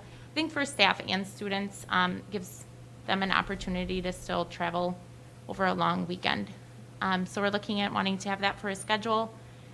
The proposed sites for the elementary level, I know at times we've had it broken into 2 different buildings, or the last couple of years we've wanted to have it just at Prairie View.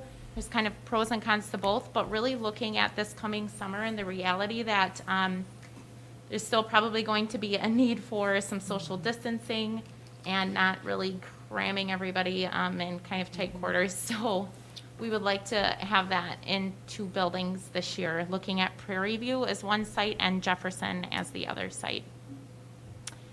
For high school, we're looking at similar schedule, June 14th through July 29th, again off that week of July 5th. However, they would like to run a Monday through Friday.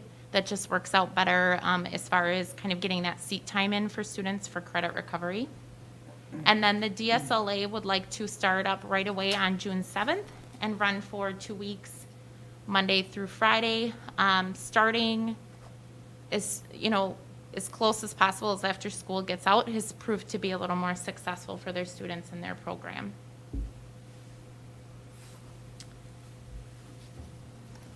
right, so the delivery for this year, we are looking at having in-person summer school. So I'm sure, as you can recall, the bulk of our summer school offerings last year ended up having to be virtual. So we are excited to be able to run summer school once again in person. We're going to offer both academic and enrichment opportunities for our students. Probably the biggest change at the elementary level and the middle school level is we'd be looking at structuring the classes into more of like a grade level package. So it's kind of actually how we structured our virtual learning last year. So let's say you're a first grade student, you maybe sign up for this first grade course that might include some ELA, math, and then some enrichment opportunities. Still sorting through some of the details on exactly how we want that to look. There could maybe be a potential for the enrichment course offerings switching after the 3 weeks so they can get a little more variety. And then running it kind of a little bit more like a camp. So we're looking, and I know the middle school, they're really wanting to do maybe some kind of like thematic units and then embed some of the ELA and math instruction into those courses. And again, the priority here is to really think about trying to keep our students in cohort still, just because I think that that's still going to be a need come June. For the high school and DSLA, again, in person with a tutor or supervisor while they're completing their classes online for credit recovery. Some classes will be delivered in a classroom setting with a teacher as well. That's kind of how we've traditionally done that, so that's not really a big change there as far as what that will look like.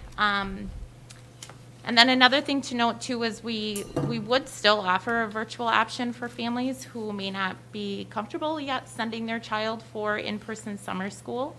And I think the way we are going to navigate that is just having that be a part of a question when they actually register their child for summer school. That will help give us an idea if they intend to or wish to send their child for in-person or have them engaged in virtual learning for the summer.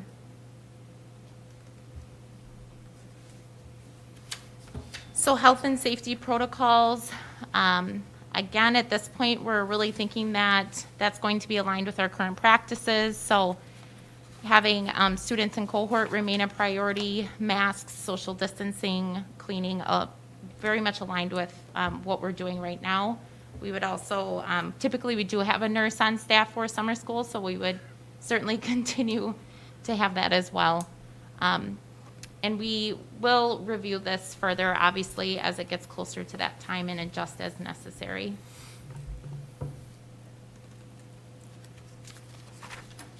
As far as lunch and transportation, so we will continue to be able to collaborate with Taher to provide free lunches for students when they attend for in-person summer school. I actually have a meeting I'm set up to meet with one of the directors from Taher in March. So we'll kind of sort out more of those details on what that looks like. I know they had been doing bagged lunches even pre-COVID, if you will. So I think that should work relatively smooth. And obviously, you know, we can work through some of the details on what that would look like for our families who may choose to engage in virtual learning and how we can still offer them their meals as well. Transportation, we will continue to provide transportation for students who we recommend for summer school and likely look at offering some shuttle bus opportunities again as well. In general, summer school really is at no cost. There's still that chance, depending on the enrichment courses that we offer, that we may have a minimal cost of $5 or less. And again, that is always free to our students who are free and reduced. And that is about all I have for updates at this time. Also, I'll just note too that the staff applications for summer school for certified staff went out this last Friday, and those are due back by this coming Monday. So I'll have a better idea of kind of what we're working with staff-wise. And some of those enrichment opportunities will kind of the staffing will kind of drive some of those offerings. Any other questions regarding summer school at this point? It's kind of nice to think about summer school with the current weather that we're having. Yes, it definitely is. Okay. I brought the sunshine for you all today. There you did, right. Thank you. All right, thank you very much. Thank Yep. you.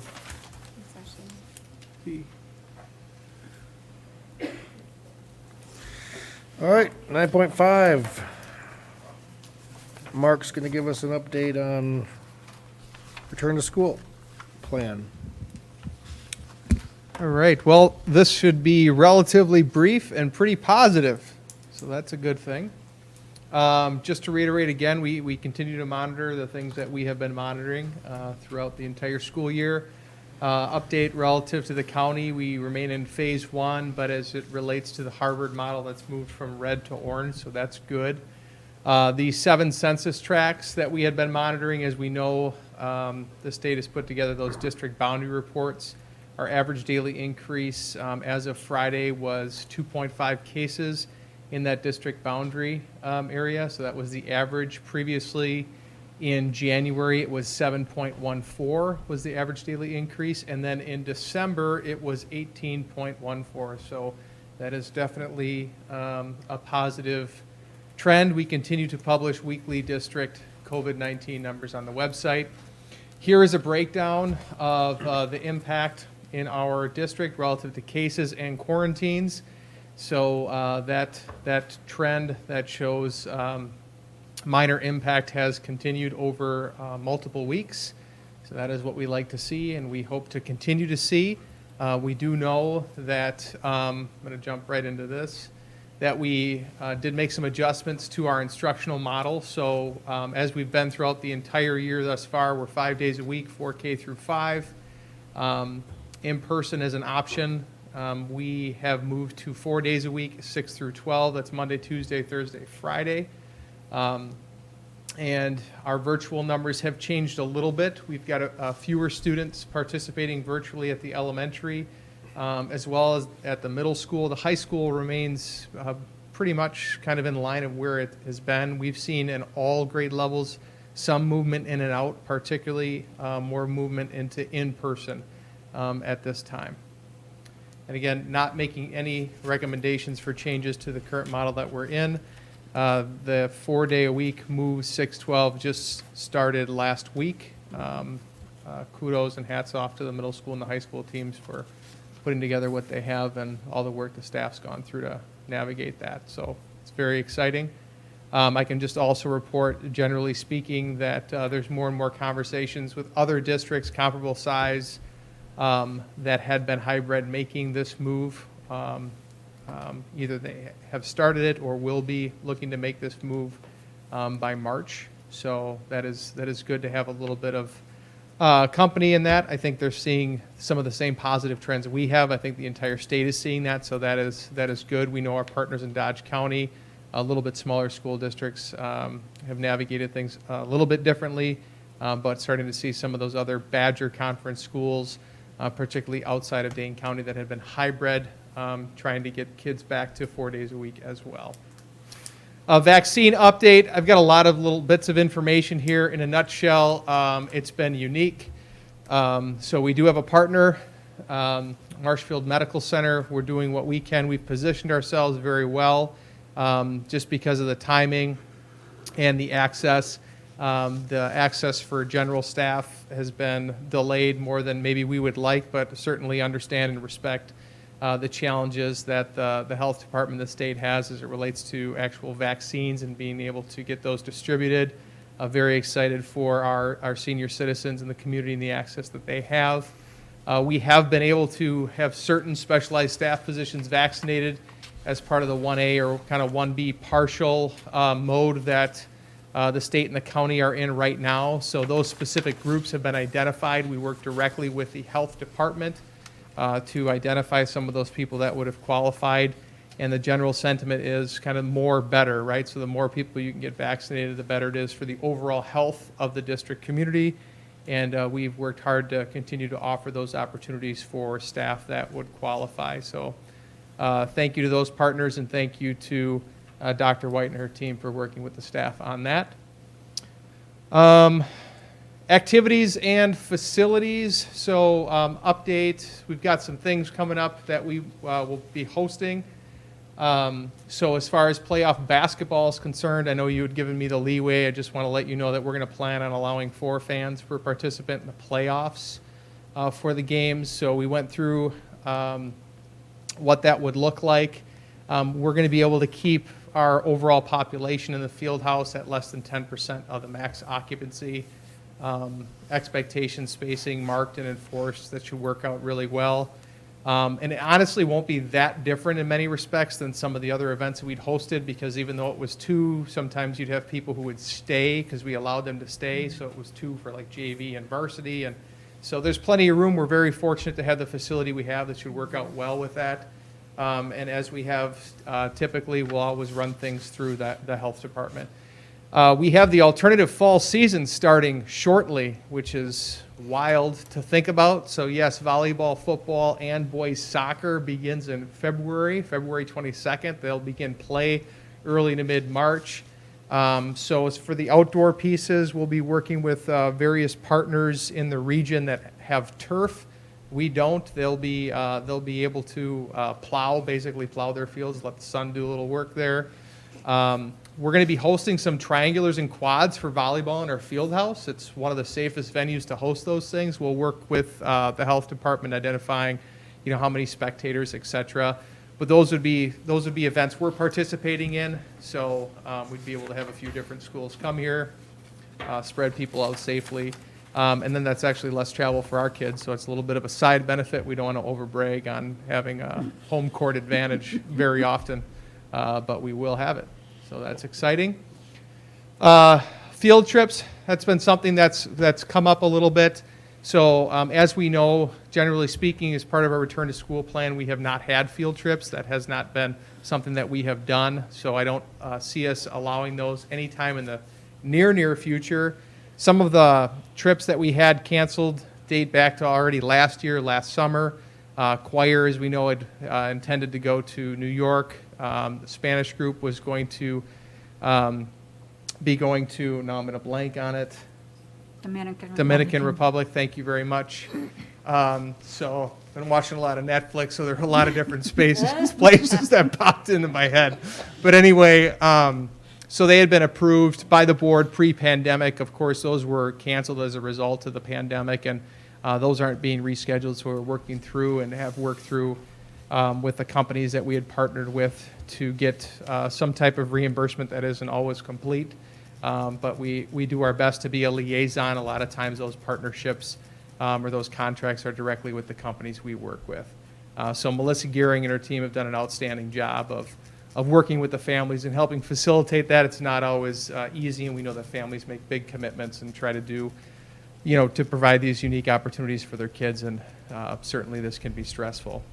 We are going to reevaluate the prospect of some smaller scale, limited opportunities for outdoor field trips later in the spring. I mean, there's some things that we typically do with our students in our own community, taking them to different areas especially. So I think there'll be some opportunities.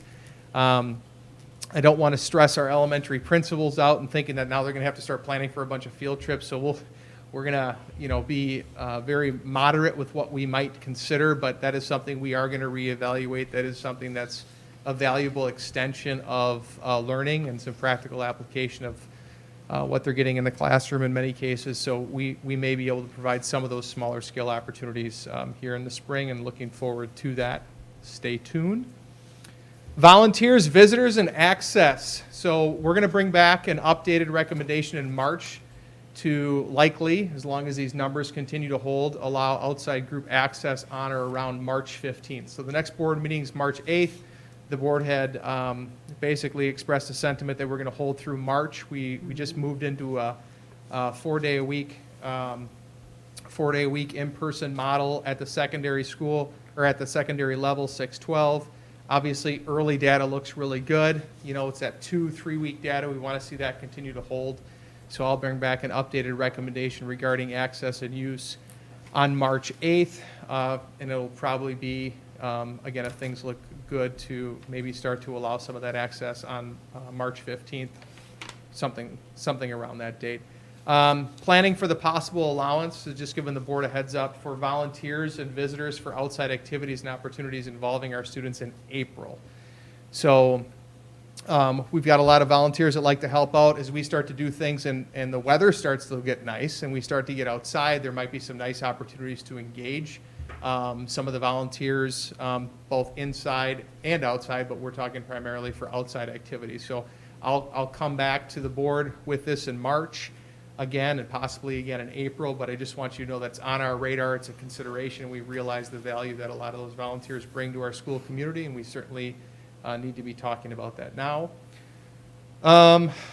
Let's see, examples also could include, as far as just access and bringing people into our school community, recruiters holding opportunities for students on campus grounds, PTO involvement. We tend to see some different activities, so we might be able to open up some opportunities, particularly outside activities that might involve some of our awesome PTO folks, and might also include volunteer coaches, etc.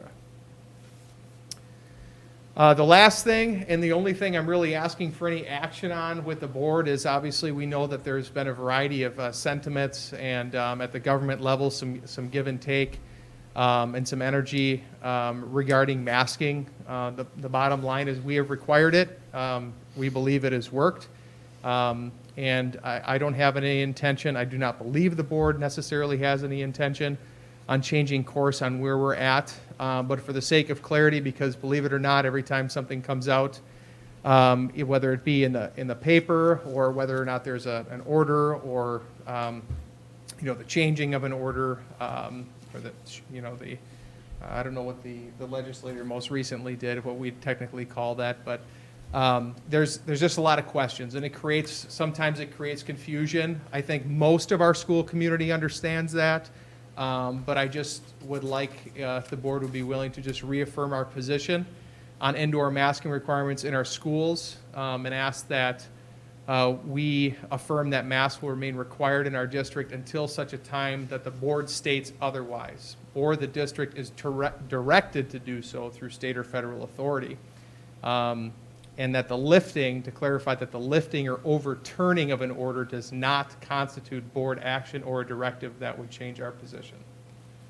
So I think that would be really helpful. That's all I'm asking for tonight. So you want to go ahead and make a motion of that, obviously, just to affirm that?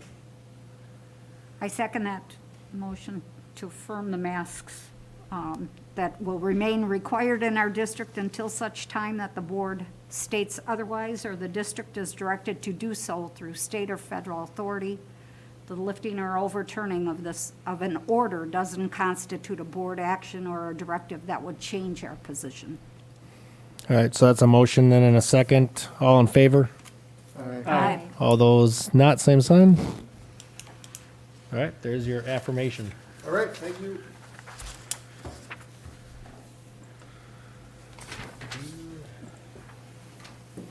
Do you want some formal action on that? Center school? Don't necessarily mean, it's just maybe for the dates. Yeah, you should be good. All right. All right, that moves us to 9.6, recognitions. Anybody, any recognitions, general, otherwise? I would just like to recognize our FFA chapter and our FFA students. I believe here February 17th to the 24th is National FFA Week. So I'm kind of partial because I'm in agriculture. So I think we're fortunate that we have a strong chapter and in my opinion, probably the best ag teacher in the state of Wisconsin. And it's an important week for the FFA organization altogether because it helps promote their goals, to promote and explain to the public what the purpose of the organization is and what we do.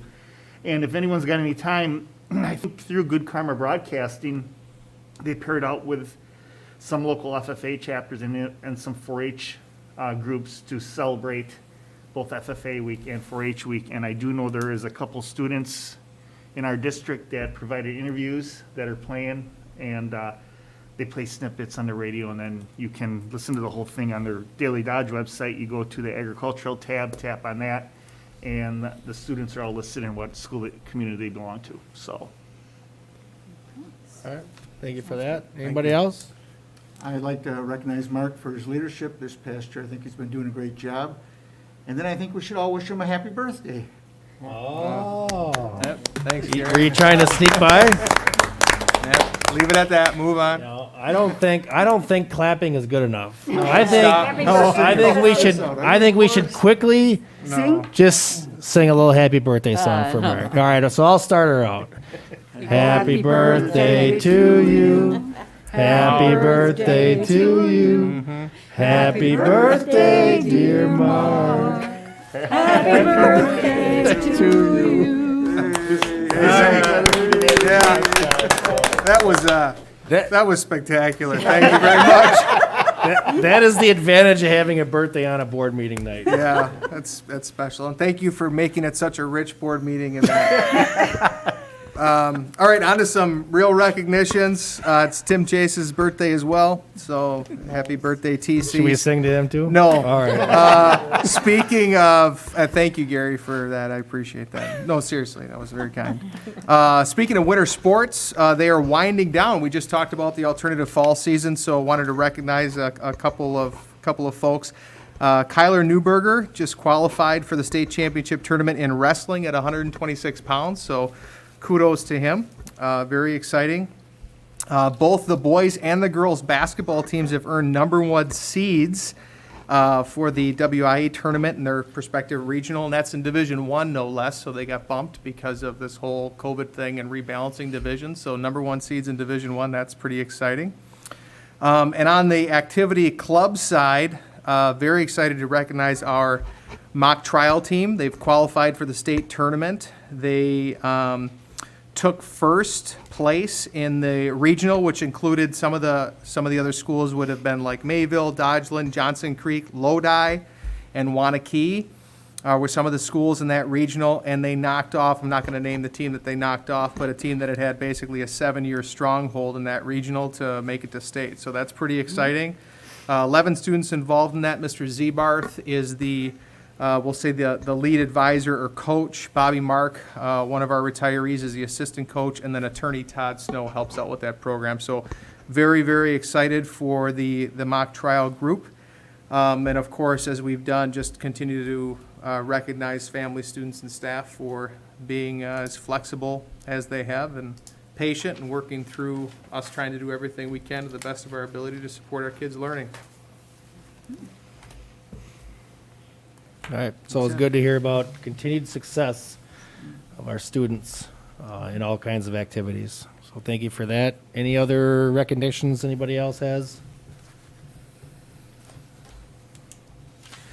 All right, we will move on to some discussion at the board level.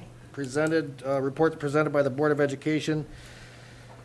And we have Abby with us tonight. Abby, Yes. would like to share a report out from the student standpoint. All right, so hello everyone. As we all know by now, we have been going back to school 4 days a week. We're on our 2nd week of that. So then just a quick overview of that. Our whole school has been able to come together and be like unified, like seeing students that we haven't seen since last March when we were in school together.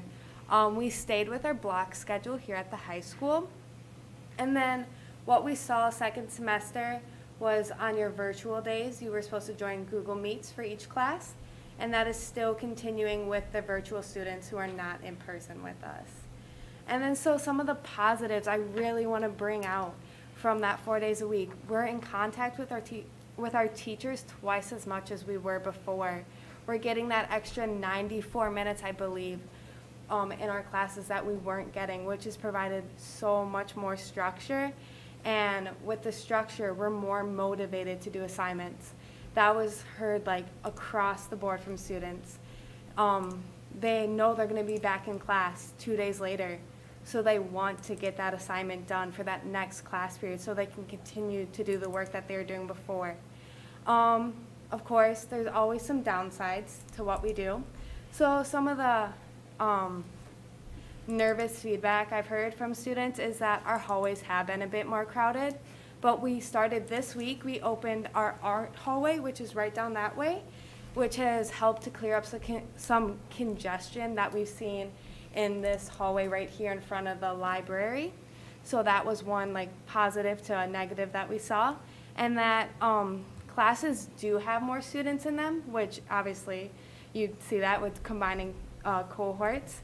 But we're still doing our tables. We have 1 student per table, so we're still socially distanced as we were before. So what's still happening, Mr. DeStefano did the mask affirmation tonight, so we're still wearing our masks at all times. Food, drink, you can have food and drink water, but the mask goes up right after.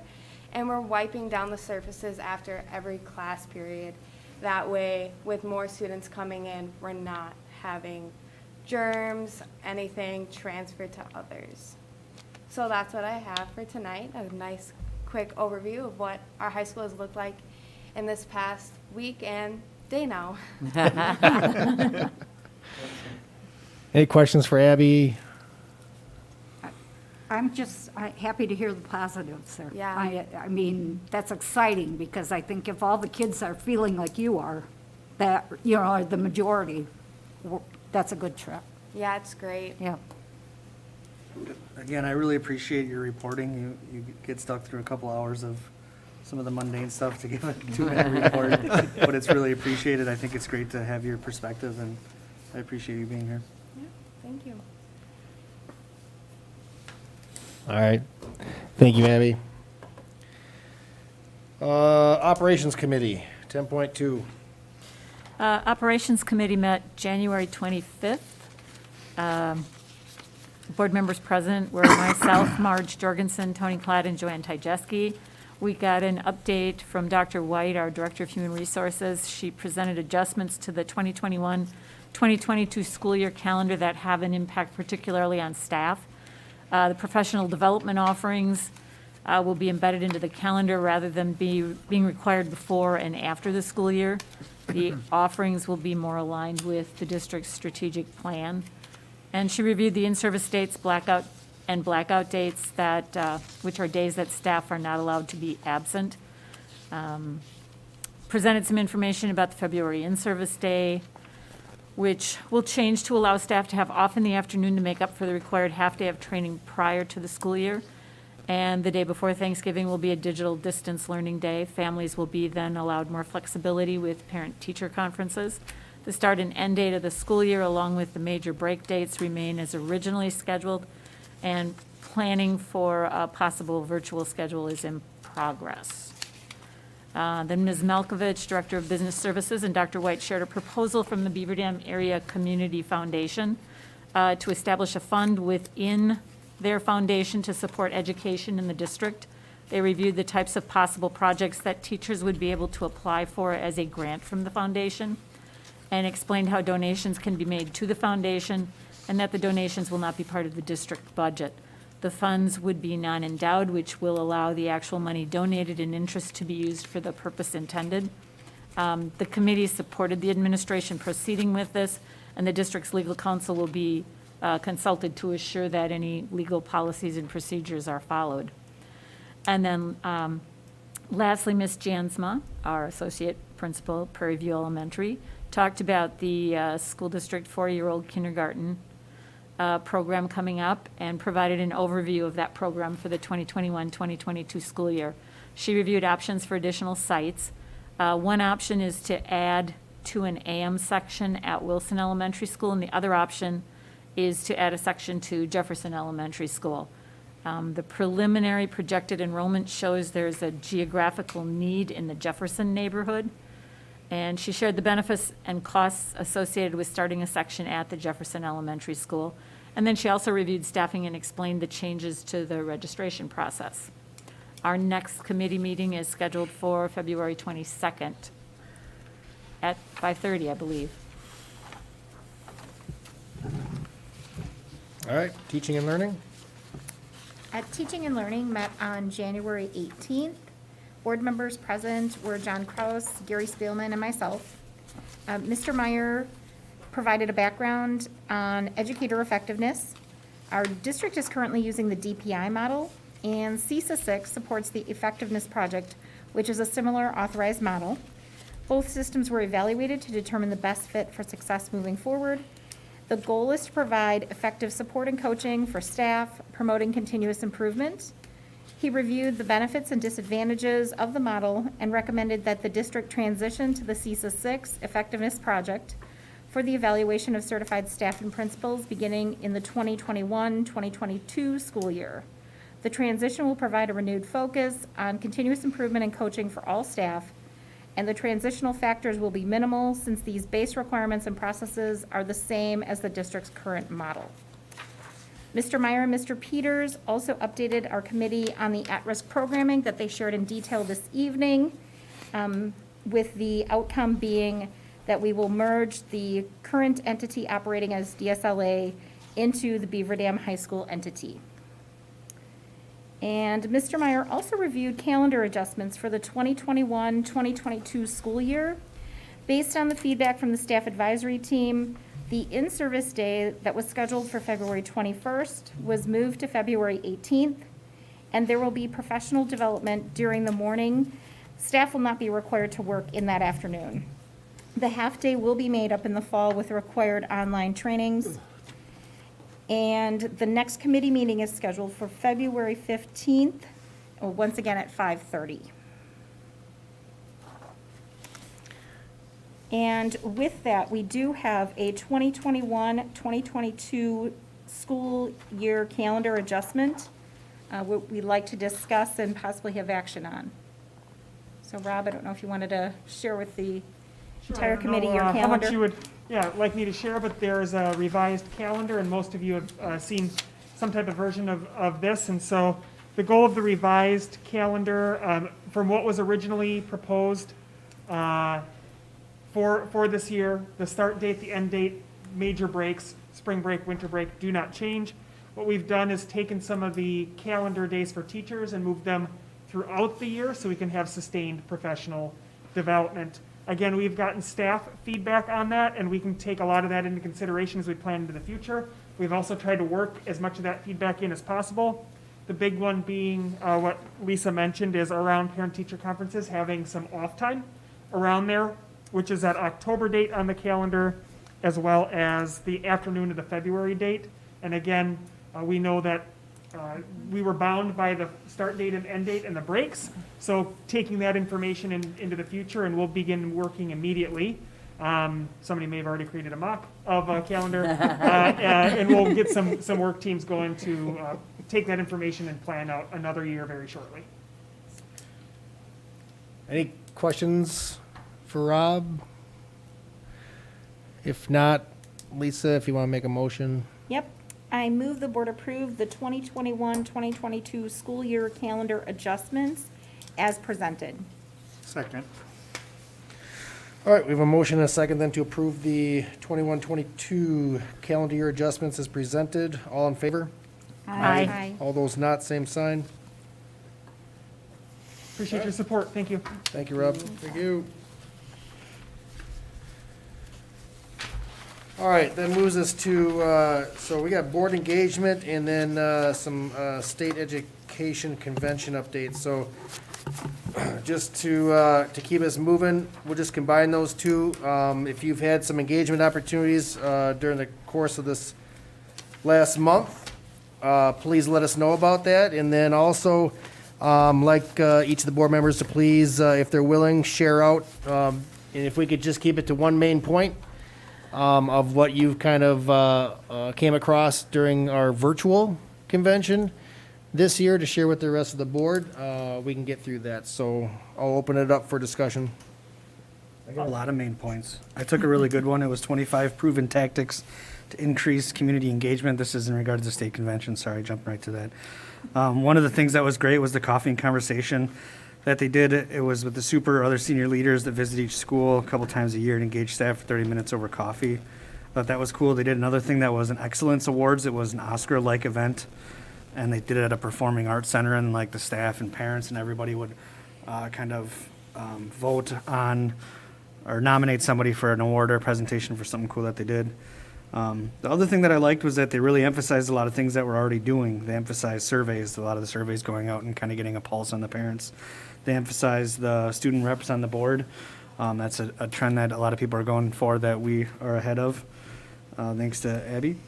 And the Friday Five, like that's another trend too, the video from the superintendent, the A-teams, the staff meetings, that's all kind of on trend with what other districts are doing. One of the things I thought that was cool too was they offer student and staff feedback on evaluations for teachers. So there was an avenue there that they can reach out to the students as well and kind of feel out what their thoughts were on some of the teachers and, you know, pros and cons and things like that. Another cool one was a Heritage Fest. So they did a Heritage Fest where they did like foods and different, different presentations on different ethnicities. And I guess it's a very popular, well-attended event. So I thought there's a lot of cool things that were around proven tactics to increase community engagement. It was a very good presentation, and I have a slideshow that they had this slide presentation with every page had 3 links into it. It's like a YouTube wormhole, but it was really great. It was one of my favorite presentations. And the next one was spending time with Mary. That was also a fantastic one on new board members. All right, others? For engagement, I attended the staff advisory and parent advisory committee meetings a week of our January board meeting after January board meeting. And then the one thing from the convention is I was our delegate representative and all of our resolutions got passed with some lengthy discussion on some, but they all got passed with some minor amendments and language changes, but everything got passed, so. Others? I also attended the parent advisory team on January 14th, and there's another one coming up later this week. And I attended 2 sessions on that. The topic was equity and addressing our own biases so that we can better understand our starting point, and then really addressing equity within the district, which I know we're talking about now and we will be in the future. Donald Driver was great in his opening session and opening speech. And also I sat in on the School of the Future, and our school was not recognized, but we have all the things that they talked about. Yep. The color scheme was different, but it looked like It looked like our high school, yeah. It's pretty awesome. Done by our architect, so there was probably a little bit of. I attended probably some of the same ones you've already brought up, so I won't necessarily repeat those. And because I am working with a smaller group on some board and superintendent evals, I paid attention to some of those breakout sessions, and I heard a lot of commonalities with the path that we're considering, how to align parts of the board, the superintendent evaluation potentially with the strategic plan, because that makes sense. And an interesting one that I attended was the Oregon School District's sustainability and some of the things that they've done with solar energy and water to be more self-sustaining as opposed to the bills keep getting higher and higher. It was interesting to see how they planned their building and how that's working. And I would agree with Gary, Donald Driver gave an amazing presentation. I had the opportunity to go to the one on promoting student voice. It was super cool. They brought up a lot of interesting points that later on, after we all discussed, it was super cool to see the students speaking about their perspective and how they promote their own voice within their school district. And we even had one of our own speaking there at the convention, a middle schooler, 8th grader. He's involved with JAM, which is on the state level for middle school student council, so it's super cool to see one of our own Beaver Dam students there talking about promoting voice. Awesome. I also would, Abby and I were at that same meeting, and it would be nice to have Carter come here and talk to the board about his experiences there. But Also, a lot on equity this year in the convention, and Donald Driver's speech kind of drew into that. And I usually go to the tour, and this time I took the virtual tour of the EAA Museum. Very good. So, anyway, it was a different kind of convention, but worthwhile also, so. I got to sleep the whole night. I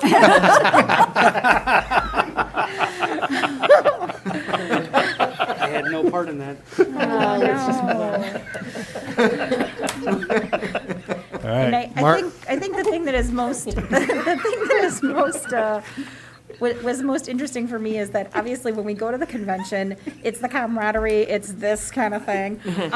And it's that interaction that we have so that we're able to see things. But one thing about the virtual convention was just the kindness of everyone. So when stuff wasn't going well, you know, people providing helpful hints to each other in the chat about a meeting, like, oh no, it starts here. Oh no, you go here. Oh no, do this. Oh no, refresh that. Like, that commentary was just refreshing to see, with people assisting and helping each other. So it just goes to show, you know, how our staff are going out of the way to benefit our students and try to figure out what has to happen. Same thing with those who were running the convention for us this year. They're figuring out what has to happen to be able to make this work so that there's still educational opportunities for growth for school board members and administrators alike. Even if, you know, Gary is able to get some sleep. So. All right, so. Moving on. Moving on. So, number one, I appreciate everybody's involvement. As we've consistently done over the years, we have a very good showing each and every year at the state convention, and even when it's held virtually, you know, we had decent attendance, including even getting Abby involved. So, thank you very much for that.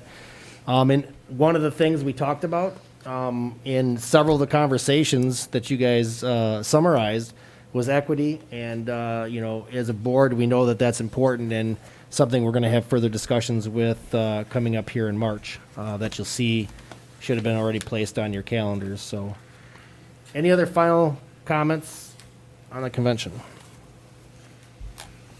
The only other one is one of the sessions I was in also talked about just reminding everyone of the key work of school boards, and just want to kind of commend this board on really staying on task for what a school board is designed to do and not where they sometimes venture.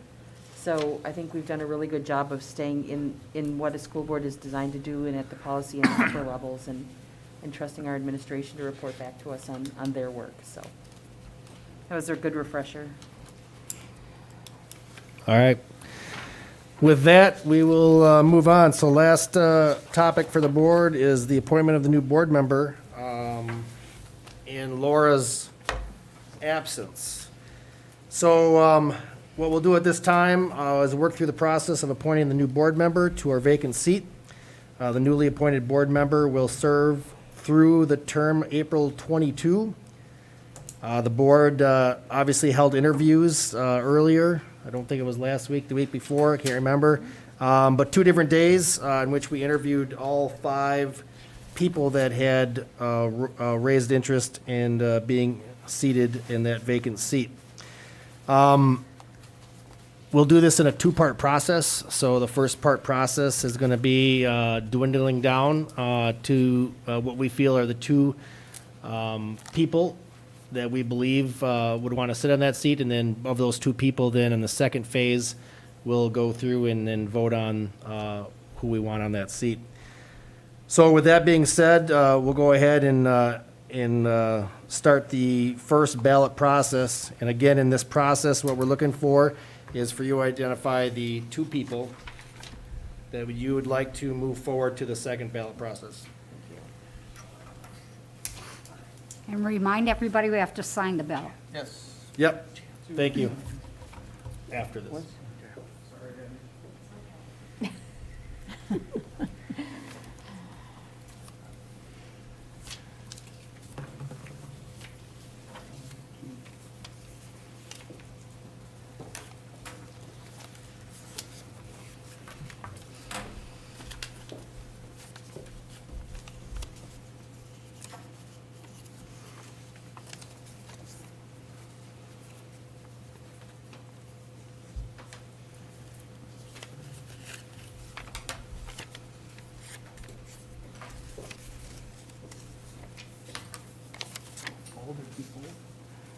Doesn't matter, you signed it. It's a habit. You can't hide You know, anything. is- Give Mary and I a moment, we gotta start up the calculator.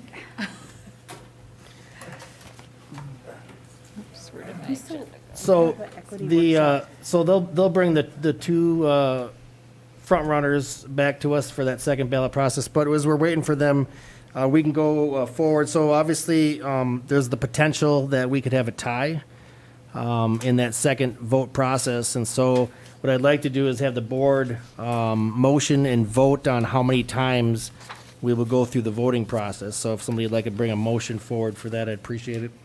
Chad, in recognition of that possible tie vote, I move that the board conduct up to 2 rounds of voting to determine the seat appointment for the vacant position, and in so doing, the board recognizes that if a majority vote is not obtained, the decision moves to appointment by the board president. Second. So we have a motion and a second then to basically opt for a second round if there is a tie in the first round. Let's see here. I gotta see if I need we'll do I got Mary doing too many things though, probably. We just got the motion in the second. All right, so we got a motion and a second, so if Mary's ready, we'll go through a roll call vote. Yeah, go ahead. All right. We pause the calculator. Tony Platt, Yes. John Crowe, Yes. Lisa Panther, Yes. Chad Freely, Yes. Gary Spielman, Yes. Trent Majewski, Yes. Beth Dilley, Yes. Marge Jordan. Yes. All right, now we'll wait. Sorry, Mary, I moved ahead without you. Just a calendar thing, a reminder that equity workshop is the 15th of March, correct? 6 o'clock? I'll tell you in a second. Just want to double check. Yeah, right after our teaching and learning. There's no, No workshops next month, I thought. It's a There's no- workshop instead. yep, no committee meetings in March. It'll be March. just the Okay, yeah, board March. workshop. Yep. What time? At 6? March 6 15th. o'clock, March Six. 15th, at the ESC. 6 o'clock. Yeah, it doesn't say where, but. Yep, 6 o'clock. Yes, it's gonna be at the ESC, 6 o'clock on the 15th. So no committee meetings in March and board workshop, 6 o'clock ESC Thank you. on the 15th.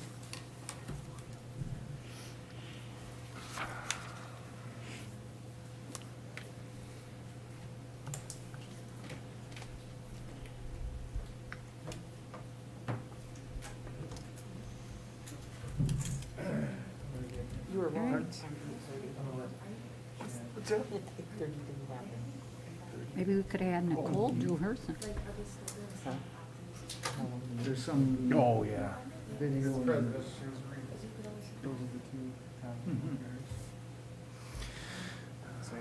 All right.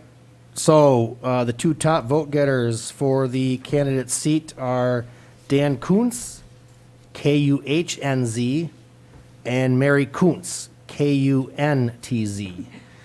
So at this time, you will receive a second ballot.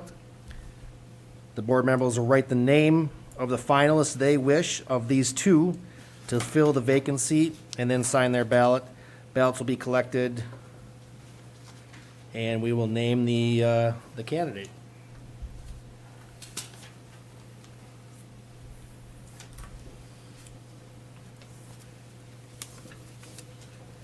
Again, you are deciding between Dan and Mary.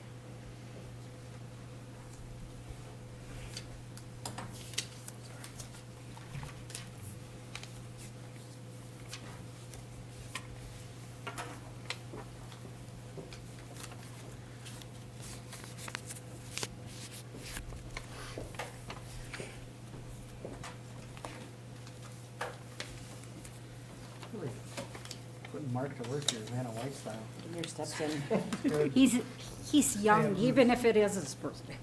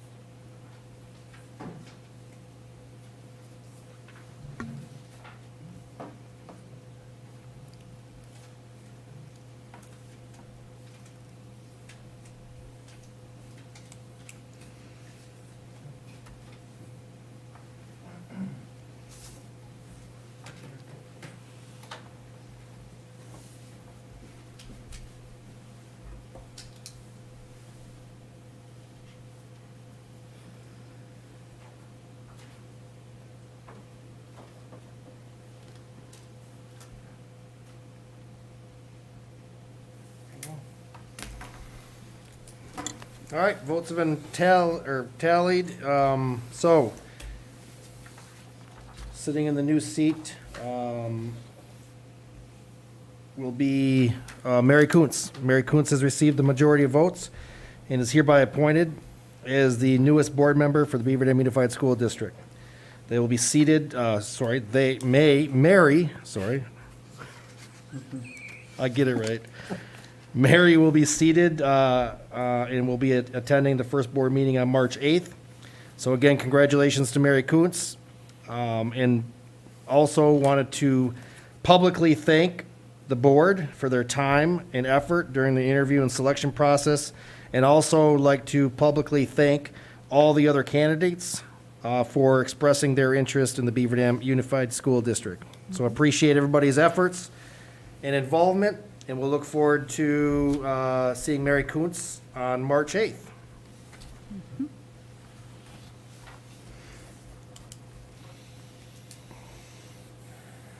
All right, that moves us on to 11.1. I think one of these times we should just like mix it up and maybe have you go first. And let Nicole go first. Well, I thought it's before 10 PM. I thought I was pretty excited tonight. Play the music. We have 2 retirements for your consideration this evening. The first one, Kathy Jeans, second grade teacher at Lincoln. She's been with the district since 2000. And the second one, Pam Prime, teacher's assistant at Lincoln. She's been with the district since 2004. I move the board approve the retirements as presented. Second. All right, we have a motion and a second to approve the resignations and retirements as presented. All in favor? Aye. Aye. All those not, same sign. All right. We have 1 leave of absence for your consideration tonight. I move the board approve the leave of absence as presented. Second. Motion and a second to approve the leave of absence as presented. All in favor? Aye. All those not, same sign. Okay. And we have 2 long-term sub-appointments for your consideration tonight. I move the board approve the appointments as presented. Second. And we have a motion and a couple seconds to approve the appointments as presented. A roll call vote, please. Yes. Yes. Yes. Yes. Yes. Yes. Yes, Thank you. thank you. Thank you. Thank you. Thanks, Nicole. That moves us on to board policy updates, 11.4. You bet. So, good evening. You have in your folder, and I present to you your first reading for policy changes, recommendations by Neola, and reviewed by the administration. There are 4 new policies and 34 policy revisions included in this update, as well as 1 deletion. The new policies cover board member information requests, conduct, as well as whistleblower protection, and instructional material centers. I'd ask that you review the information provided for you. If you have any questions or there's any additional clarity sought, Mary Postum or I can get a hold of some specific information and follow up for you relative to the some of the policy changes, particularly as it relates to the updates. If you have any questions, you can contact either one of us too. We'd be happy to go through that with you, what was explained to us. We did have the fortune of spending a half of our day with a Neola representative, so I think we have some additional insight. Second reading is scheduled for March 8th. All right, so again, if you got any questions, please let Mark know. We'll look to approve those in March at the second reading. Payment of claims, 12.1. I move the board approve payment of claims in the amount of $3,132,590.22. Second. A motion and a second then to approve the payment of claims. Roll call vote? Yes. Yes. Yes. Yes. Yes. Yes. Yes. Yes. All right, with that, I'll I have, take, excuse me, I have one question. yep. Were we going to do anything in regards to the Beaver Dam Area Community Foundation? No, Not yet. the Beaver Dam Area Community Foundation proposal, the administration received feedback at operations. We'll be bringing it to the full board Okay. in March. In March. We anticipate in March, for some reason, after talking with legal counsel, that could be April, depending on agendas, but we're anticipating March 8th. Okay, okay. Just wanted to follow up. Thank you. Yes. I make a motion, we adjourn. Second. A motion and a second for adjournment. All in favor? Aye. All those not? All right, we are adjourned. Thank you very much.